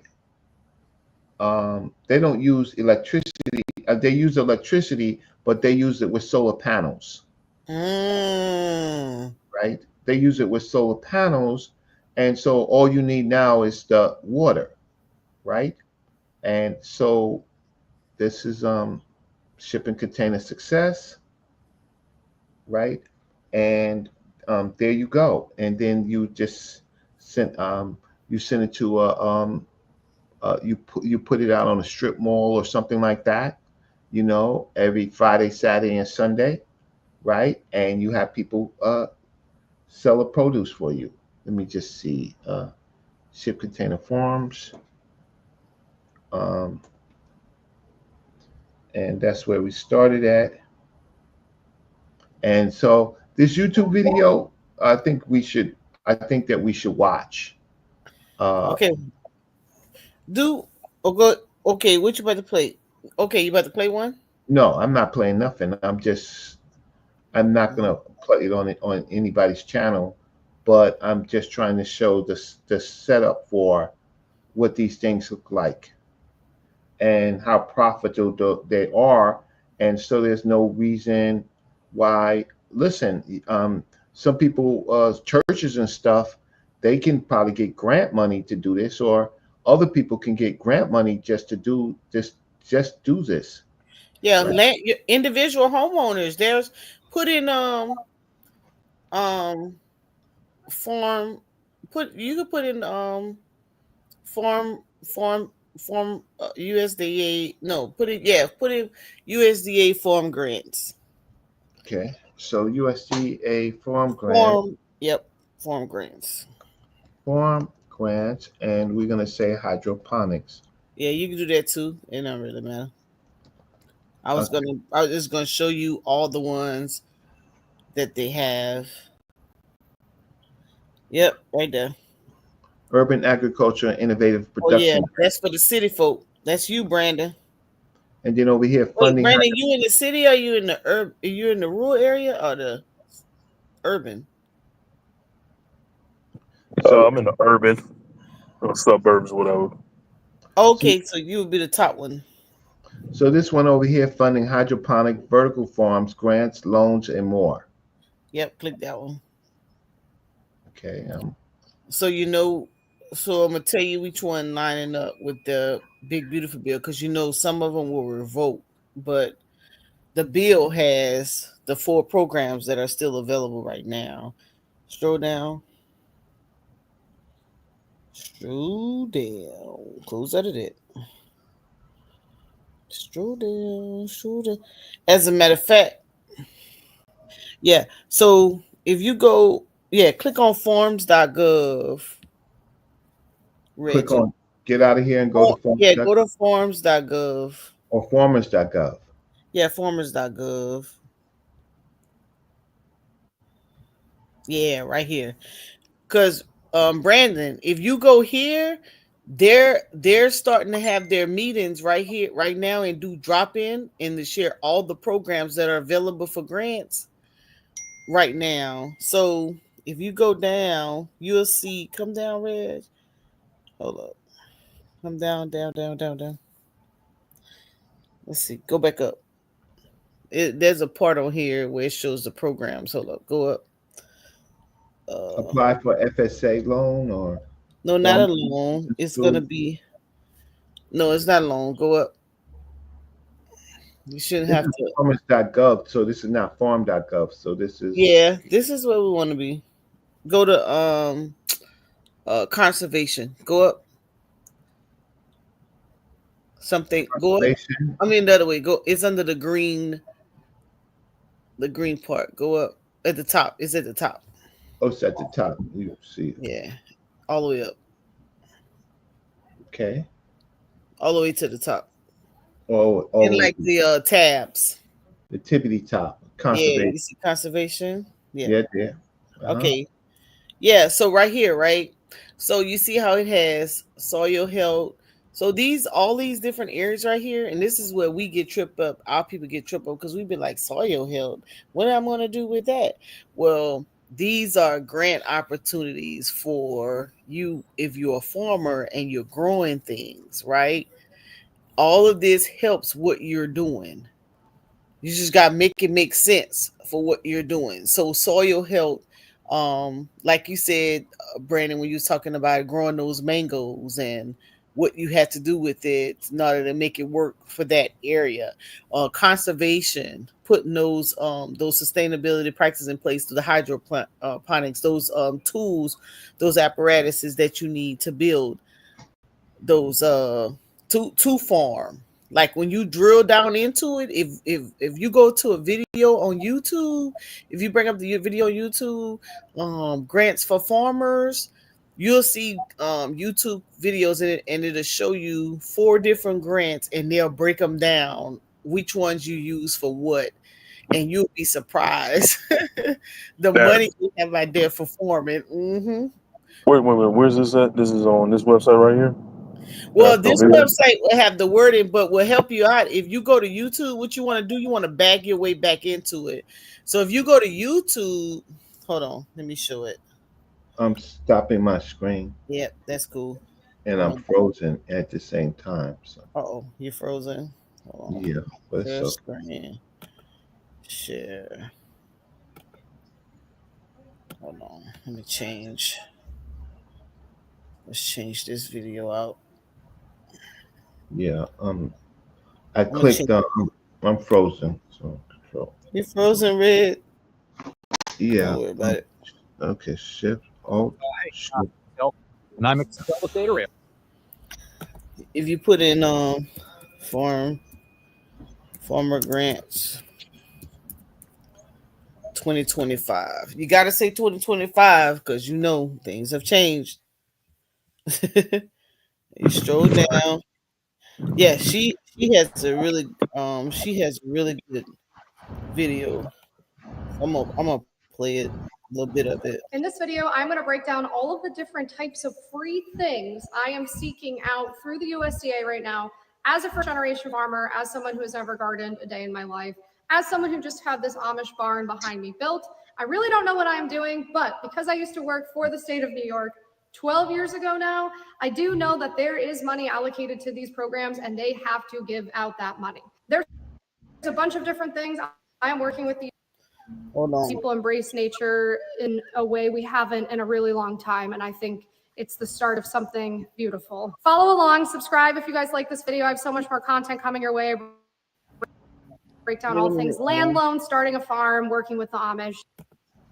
One of the streams I have to get off of. You get the picture. Bye. Hold on. All right, now I can do it.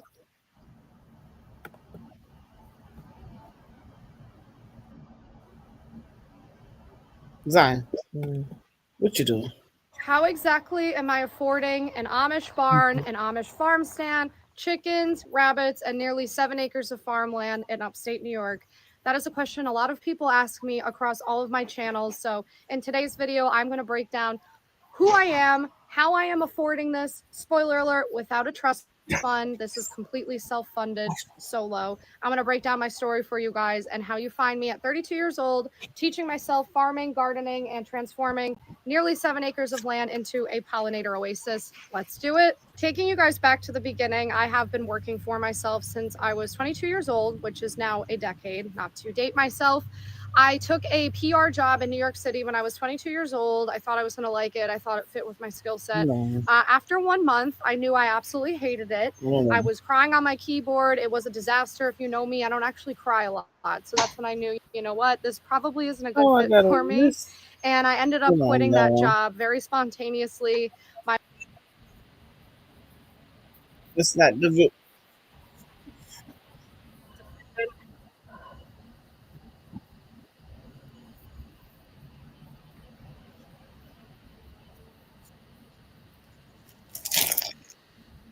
Thank you. Wait, I gotta get the. I have to get the right video. Hold on. Yeah.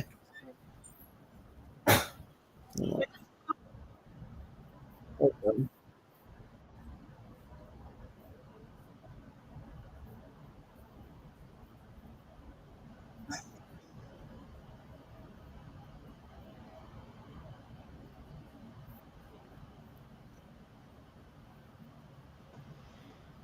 And they have to give out that money.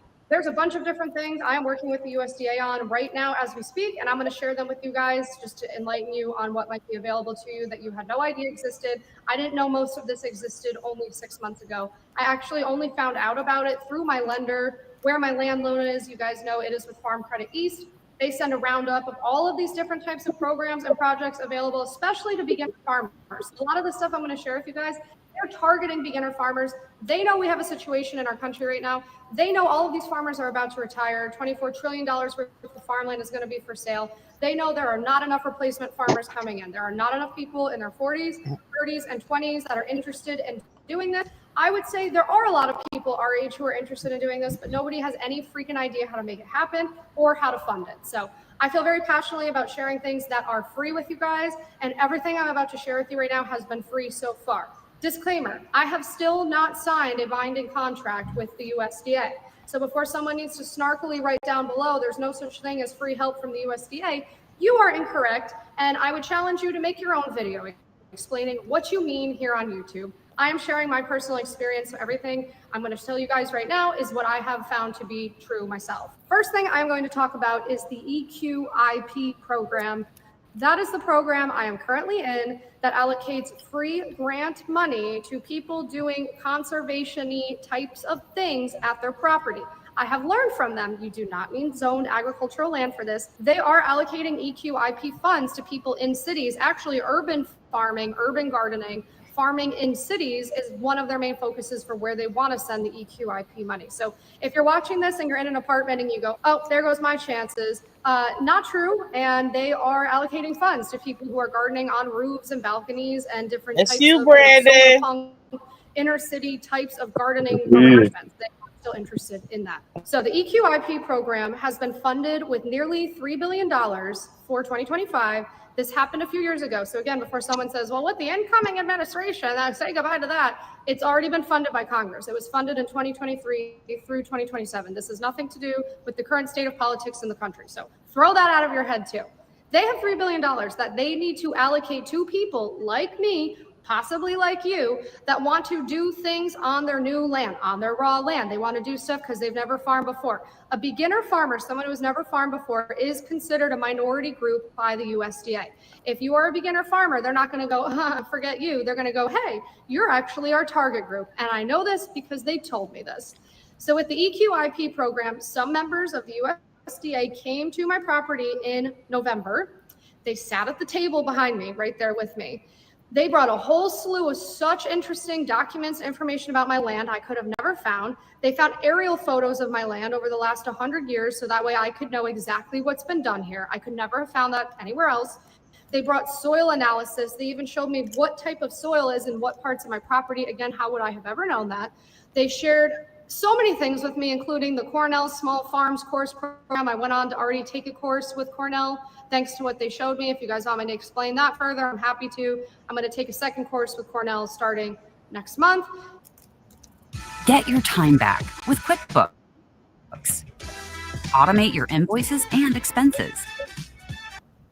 You guys all know Cornell is kind of like a shining standard college in the world for agriculture. I'm not a huge fan of higher education, but I do find these programs to be kind of helpful. They're about 8 weeks long and they only cost $250. So you're not going to catch me spending thousands of dollars on higher education when YouTube exists, but I have found those courses to be helpful.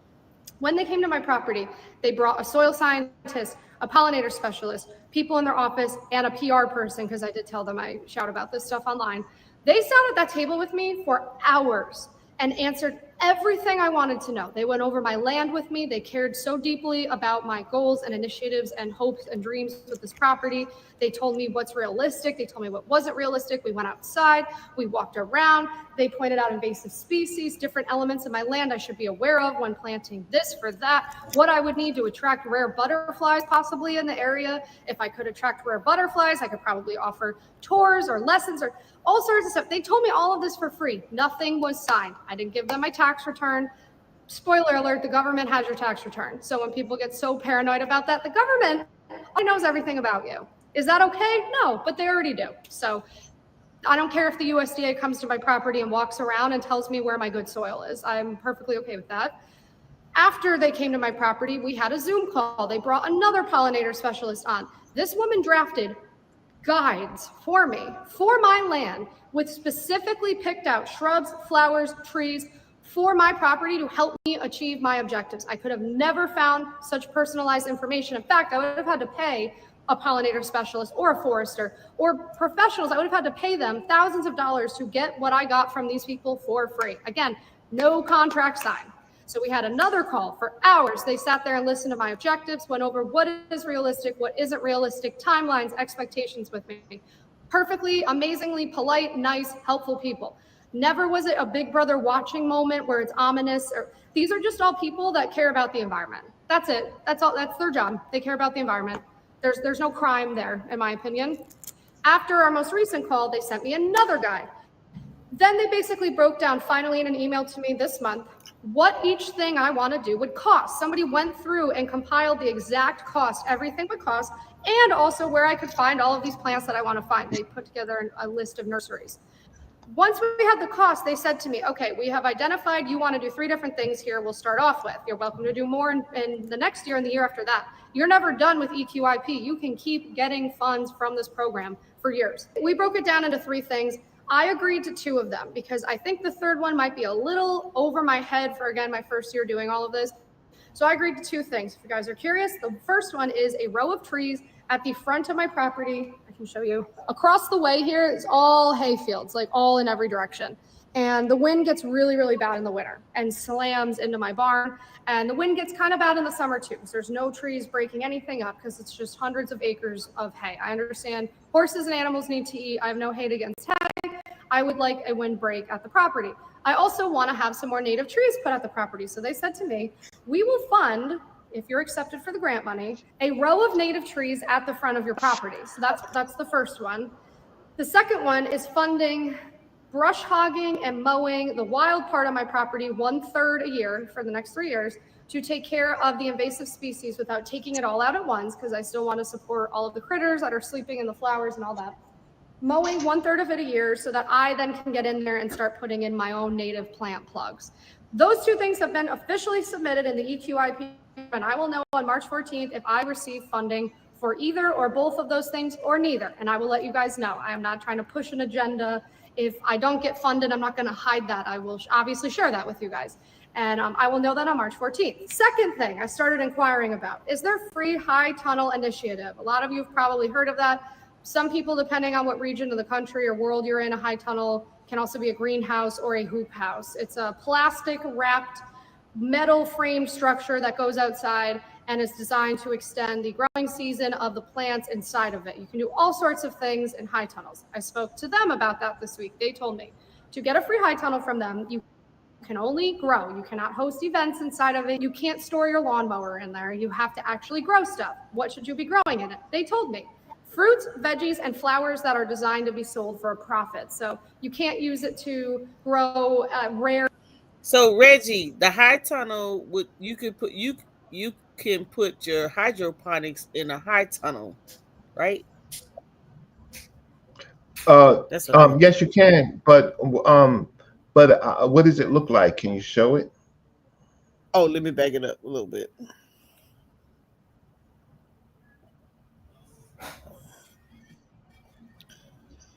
You see it right here?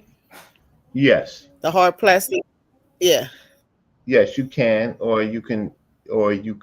So one of the things that the reason why they use containers is because you can lock it up. So the problem is that you don't want somebody coming in there and cutting a hole and stealing your whole crop, right? So that's why they use That's why they use containers, right? Hmm. Um, so this guy right here, I'm not going to just scan through it. He he grows mushrooms. Mushrooms is a cash crop, right? So Hmm. he grows. So let's look at his build. Share screen. Hold on. Let me stop sharing. Hold up. No, it's fine. I gotta find it first. There it goes. This guy right here. So this is the thing. He okay. So look at his setup. And where is he? Where is he? He's over here in what's the let's see. Wait a minute. They Let me take this one down. so he's in Charlotte.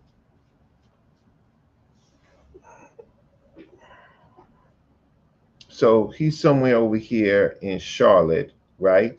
In Weddington, right? And basically this is his container. He grows mushrooms.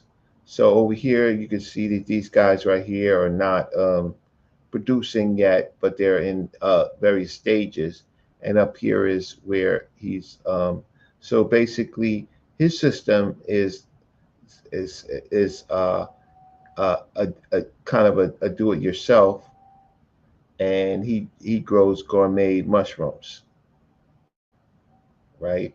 And so you could just see his build is not really that expensive at all. And in here, uh, um, how can I say? So so if he's growing 700 pounds of mushrooms in here, he's definitely got a living. And this is probably easier than growing lettuce or some of those other type of things, which don't. How can I say? The selling amount is less than something like this, right? So mushrooms is a big business. This guy over here, um, what is he talking about over here? That's the ad. Let's get rid of the ad when it comes up. Okay, okay. So growing mushrooms, right? That's his build.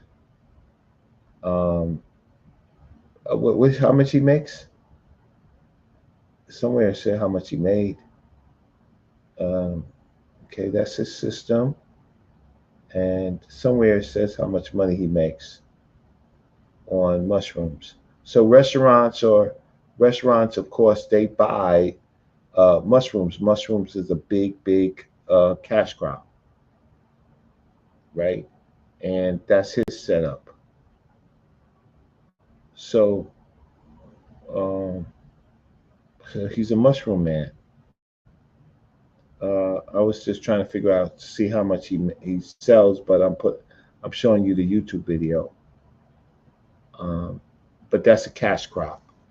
Oh, what's his revenue? Oh, it just said it right here. Okay, so what's his? Yeah, 200,000. It looked like it. How many times can you harvest from the same block? It was some money. Any tips of connection with negotiating with retailers? I'm not playing that. I'm just skipping around and trying to figure out how much money he makes. Somewhere it says how much There he you go, right makes. there. Right. Right there, Okay. yeah. So there. So let's uh, play that.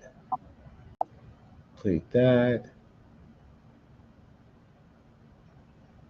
That. Okay. Come on, give me the price. I think you have to go back a little bit. You think so? Yeah. Okay, so let's go back. Right. Yep. Uh, Right there. his projected revenue is $250,000 in 2024. Not bad. And the other guy just showed you what his setup looked like, which is basically a bunch of racks. Um, and then there's mushrooms.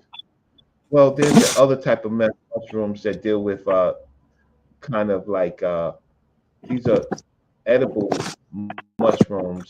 Then there's the other type that people do for that has narcotic uh, potential. But yeah, so if I was going to do vertical farming and stuff like that, I would probably do mushrooms to start. I would probably do that.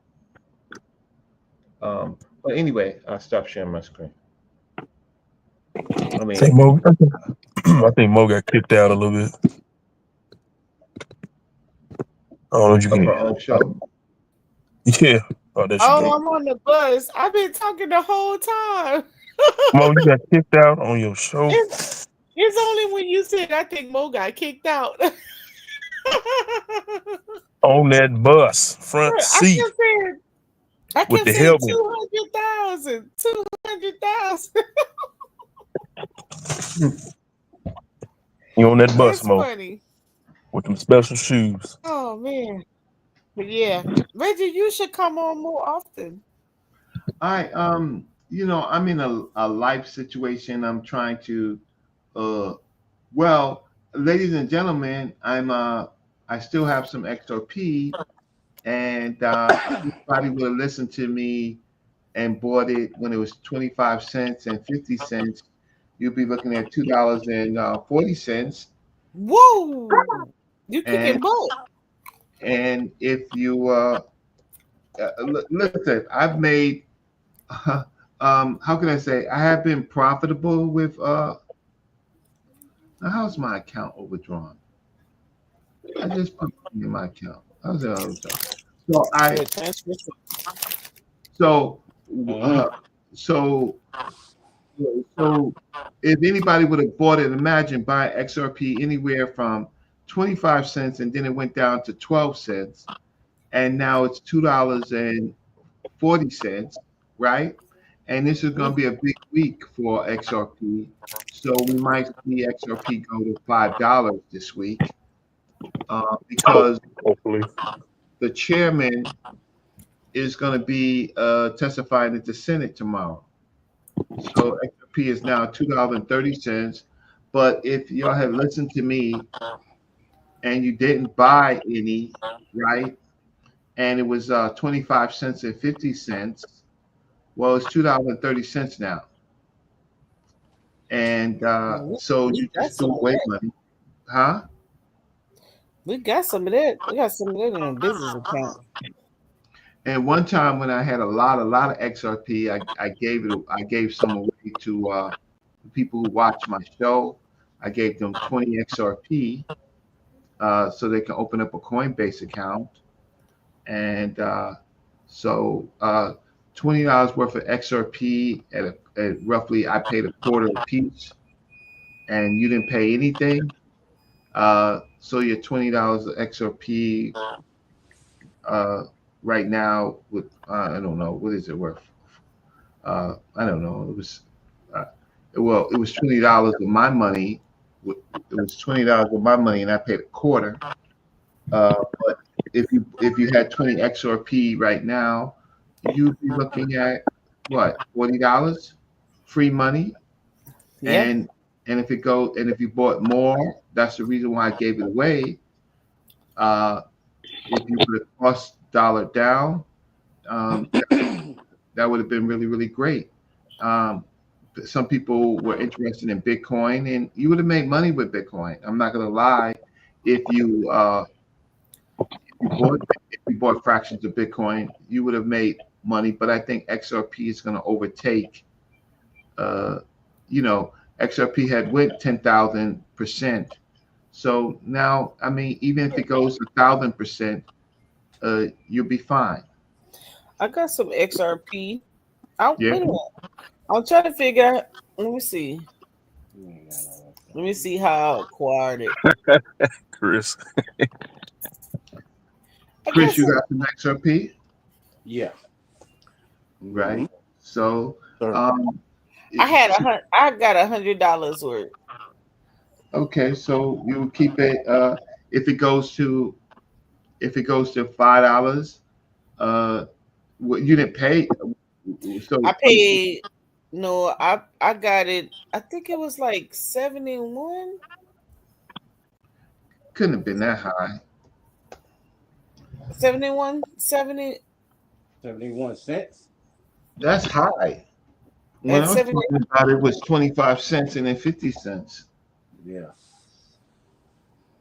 No, I don't think I got it then. Because it jumped past $1, didn't So, it? Yeah, I no. Yeah. Yeah, that's what I'm saying. 71 cents. so I originally, Oh, I originally bought. I don't know. Well, I don't want to say how much. What I'll say this is, um, with the last part of my pension, uh, I said I'm gonna spend this pension, uh, but but when I bought it, I was basically able to live off of my profits. So I would say that I have always been in the green. I have always been very green with XRP. Even though when I had to hold it, unfortunately, I did have to spend. I did have to draw down on what I spent to pay some bills. But nevertheless, I have more than I originally invested. I have way more money than I originally invested. And if it goes to wow. $50, uh, I can pay off some of my bills. And if it goes to $10, I'm I'm happy. And if it goes to $20, I'm really happy. Go I'm, ahead. I'm really happy.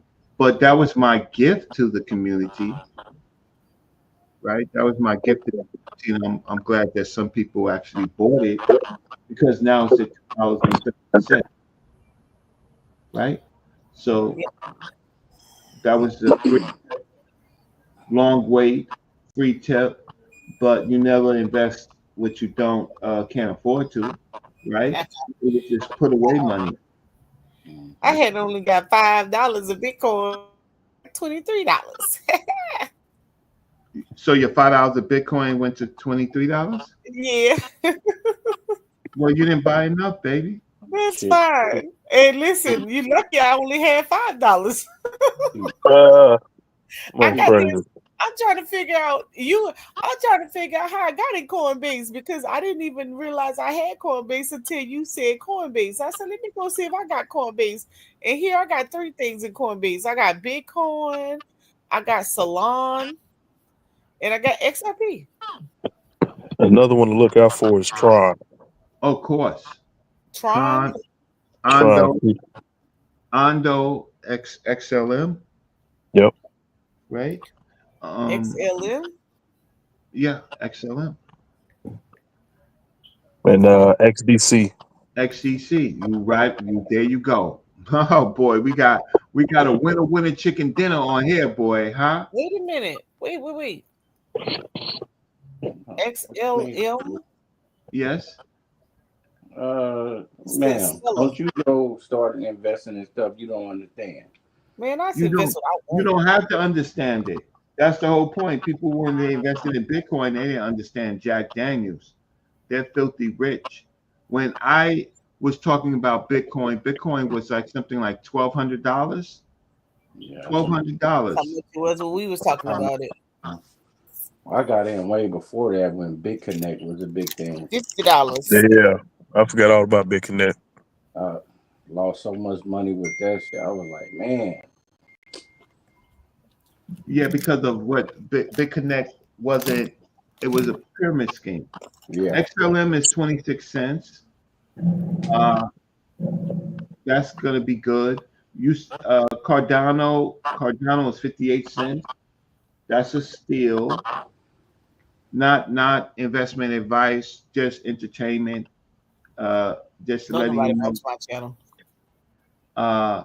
Hey Reggie, what you think about RRL was it USD? Okay, so RLUSD is a stable coin, so it's always going to be pegged to the dollar, and it's always going to be around $1. So that's not something that you would buy. Mm-hmm. That's something that, as a stable coin, you would move your money into during Okay. difficult times. So you would not buy. You would not buy that. Like a free market almost. H bar. H bar is a winner. Anybody heard of H bar? Yeah. H bar is 16 cents. Yeah. If H bar goes to $1, Yeah. which it should be, and then there's Ondo. Ondo, oh my God, Ondo, please, is now 79 cents. These are things that you could have bought damn near at a penny. Yeah. What do you think about Pi? I don't know Pi. Okay. I don't know that, and I don't know what it does. I'm more into utility tokens. I'm not into meme coins. Listen, I'm gonna tell you something. BNB, Binance Coin. Yeah. Okay, so a friend of mine bought Binance Coin, and he says, "Red, hey, get out of XRP and buy Binance Coin." It was $10, and I didn't. I didn't. Binance Coin is so he bought it at $10. It's now $662. Yeah. Get the hell out of here. Yeah. Wait, Yeah. say that Y'all bought again? at least one. I didn't buy. Well, I didn't buy any, and the reason why is because I was how can I say I was in a financial situation, and but I could have changed out my XRP, but I had high hopes for it, and I could have bought 100 Binance coins, and I would have been really happy. I would have been really happy. I'd have bought at least one. You should have told me. But no, but yeah, because I thought XRP, I didn't know that XRP was going to be jammed in a lawsuit. So what happened was it was in a lawsuit with the SEC, Yeah. and that was the only real big coin that they attacked. So I couldn't. I remember that Christmas when the SEC filed its lawsuit on Christmas, Right. like damn near 5 years ago, Yeah. and I was like, wow. At that time, XRP was something like $3, and or close to that. And I was like, wow.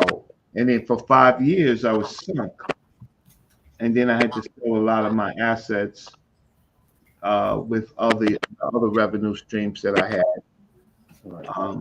But yeah, so your best bet is to buy XDC, maybe a little SUI. Not investment advice, just my opinion.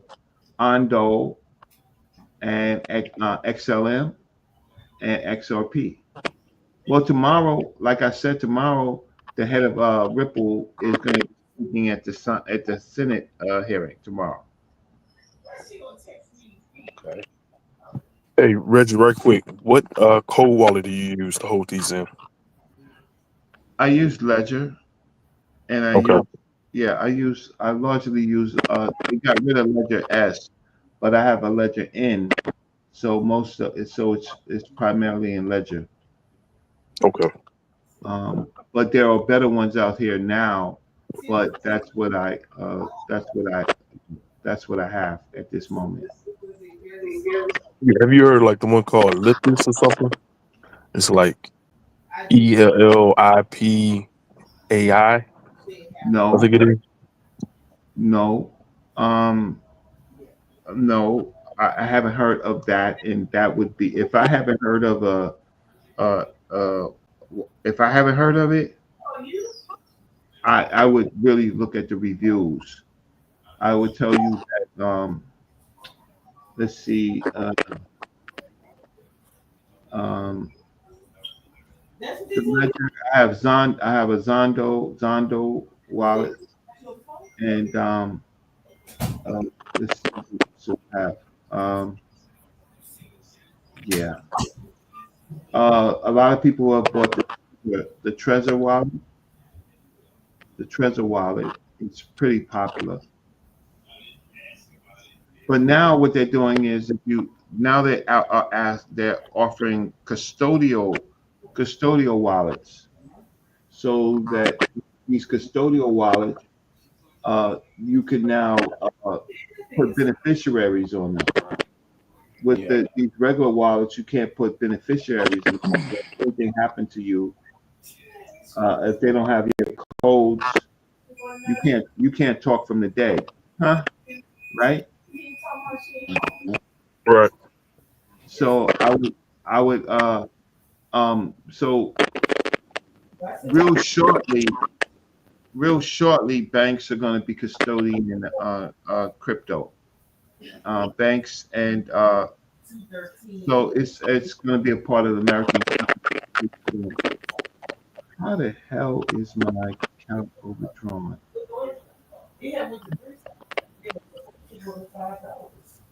I hate this. Like I said, every part of us is a goddamn bill. So I have so many bills attached to my damn account. It's like, um, so I gotta figure out. I gotta figure out what if something legitimate took my money. I'll be right back. Right.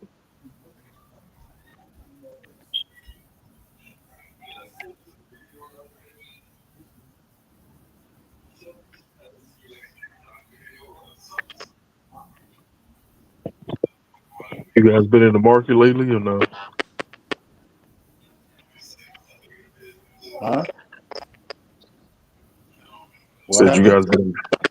I'm just saying you've been in the market lately. I seen you killed Nike a while back. Um, that was the last trade I did in a while. Oh.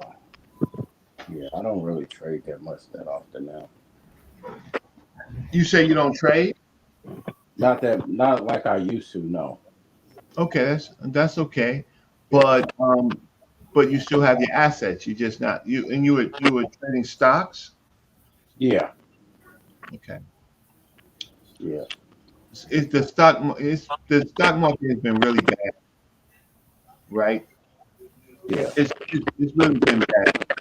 You're not seeing earnings, and so why should you should just hold or cash out something like not investment advice, but just my opinion.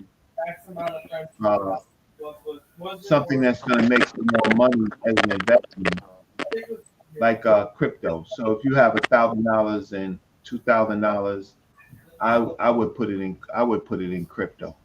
I only figured that out because this live space for adding on Roblox. But I could just tell you, anybody that listens to me, it's been a long time. Putting 25 cents into Ripple and having it $2.30 Yeah, is not bad at all. Right. It was easy. It was just a long term hold, right? But some of my friends bought. Two of my friends bought Bitcoin at $1,200.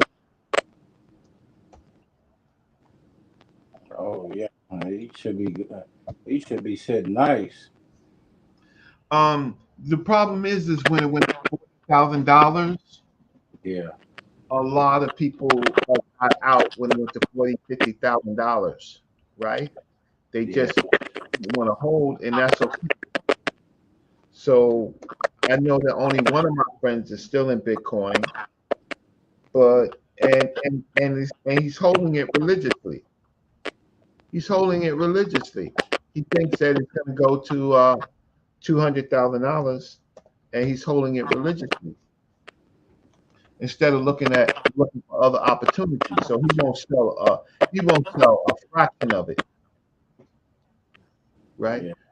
And then at the same time, didn't give me a nickel getting them in. Dang. You hear that, huh? I said, dang.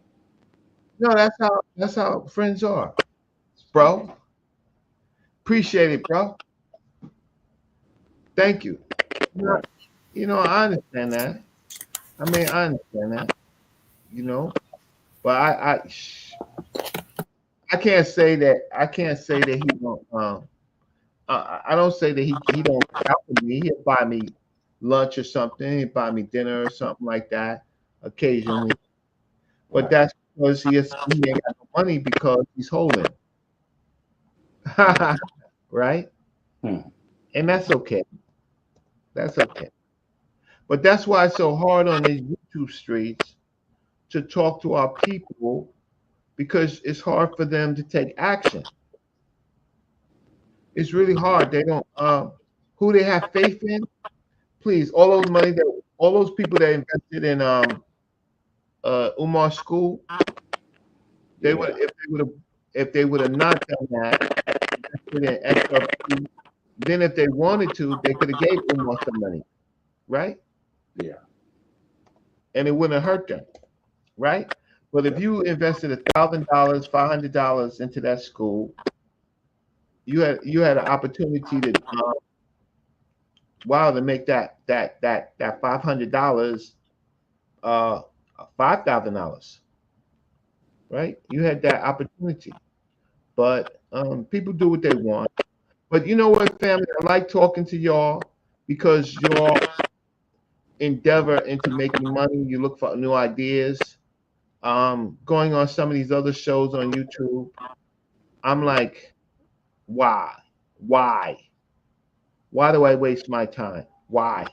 Right. Why? It's just somebody else's entertainment, somebody else's clicks for giggles. And I'm not talking about my brother Ankh, and I'm not talking about my brother Garfield. I'm not talking about them. I actually learned from them. But I am talking about some of the silly channels. Like, they're just there to find ways to release money from you that you're never going to get back. Right. And they're not even going to thank you for it. Right? Then if you cash out them, they're not even going to say thank you. They're going to, every time you meet them, it's like you're brand new. So with that said, it's 10:57, family. Where's Mo so I can say goodbye? Momo. Hey. Mo, so I'm going to say goodnight to Chris and your audience. I hope I was somewhat helpful. Yeah, we had fun. Huh? Say what? We enjoyed your company. Yeah, I know I changed it from originally what we was talking about. We started talking about the Black City Plan, and then we just tried to help some people make some money with some other opportunities, and maybe somebody will research and get a grant for and a grant for some type of container food facility, right? Or do it yourself, grow some mushrooms, and maybe some people start looking at their Coinbase. And tomorrow should be a really interesting day for XRP and for the crypto market, right? So let's go. So with that said, I want to say good night. All right, good night, brother. Good night. All right, brother Reggie. Good night. Peace. Mo, you ain't getting off. Who? What y'all got? Mo, you is not getting off. Why not? Talking about oh man, you should have told me.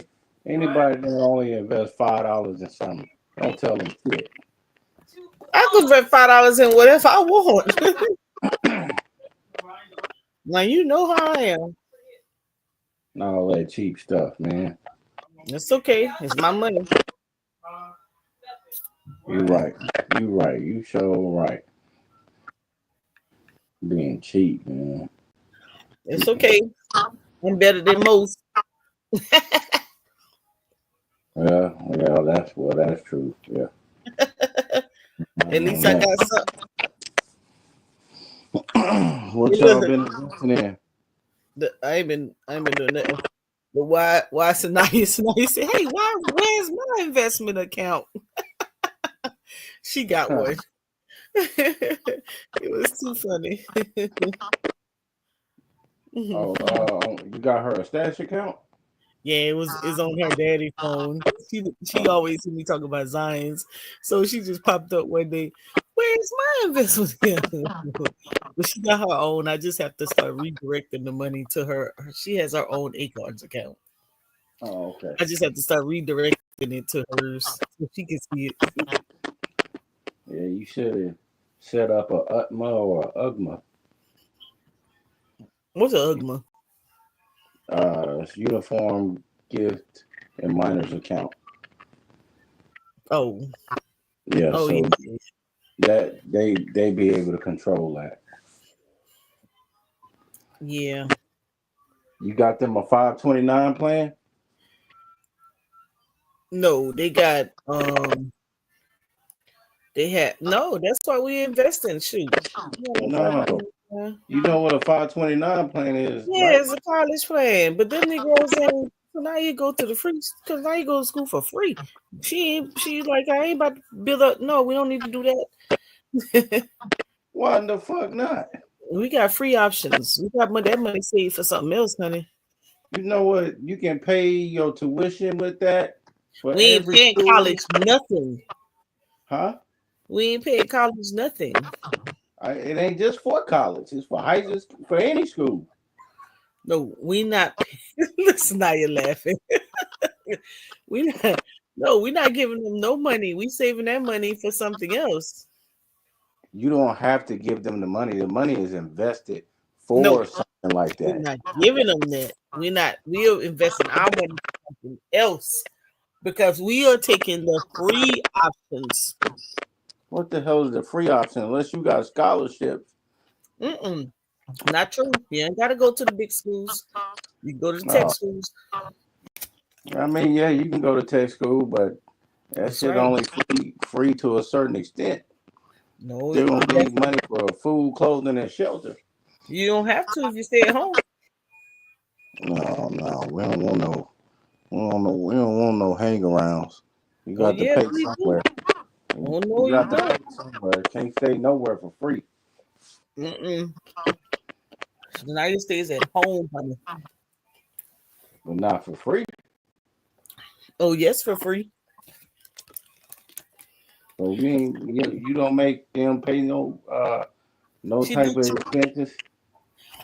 Them chores around the houses, them incentives, and being a good young adult is incentives, and taking her brother back and forth to school is her job. Oh well, yeah, that's slave and time labor. That ain't no slave and time labor. That's working together as a collective. If you got to drive and pick them up, yeah, that costs time. Oh hell, I ain't like that. I ain't like that. I know what that is. You may not have to pay, but you paying with time. It's the border system. Yeah. She got her little car now, right? Yeah. She saved the money for it. Yeah, she mobbing up now. Zion, shoot, what grade Zion in now? Oh, he about to have his in December in his birthday. He's in going to the tent. Oh, okay. I'm about to say, yeah, yeah. He driving. He drive every day. Once an hour. 1 hour. They got driver's ed up there? We his driver's ed. He got his permit. Oh God. They only do 8 hours of driver's ed. Oh, okay. Some of the schools don't even have it. Nope.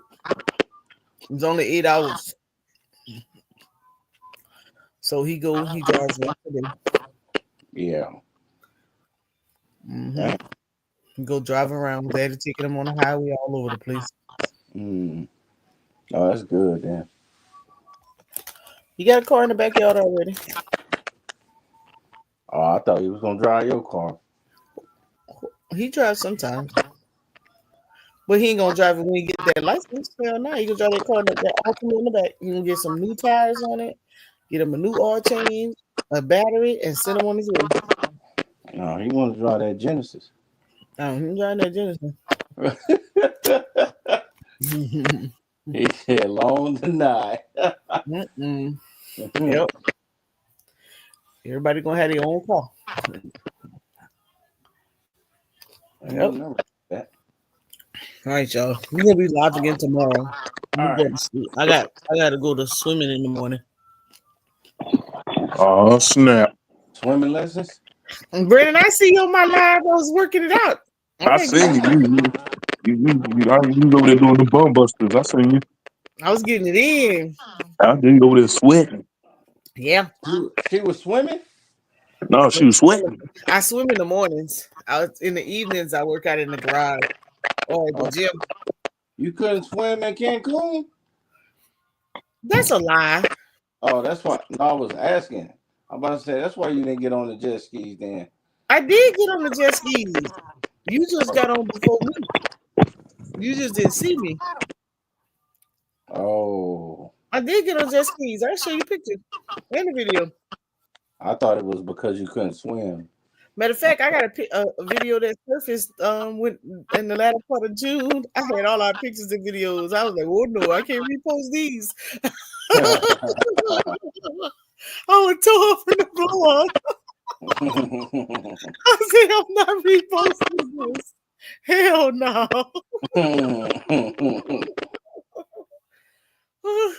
Man, I was singing Tuck a lot. This was Chris was like, turn that shit off. Oh yeah. yeah, I remember that. Ain't nobody but Mo told y'all to play that. Turn that off. It was That's too funny. all she wanted to play, bro. Like, what's up? I was like, oh my God. Brendan dropped off. All right, good night. It's time to go. We can be back tomorrow. All right. All right, mama. Be ready. It's your turn tomorrow.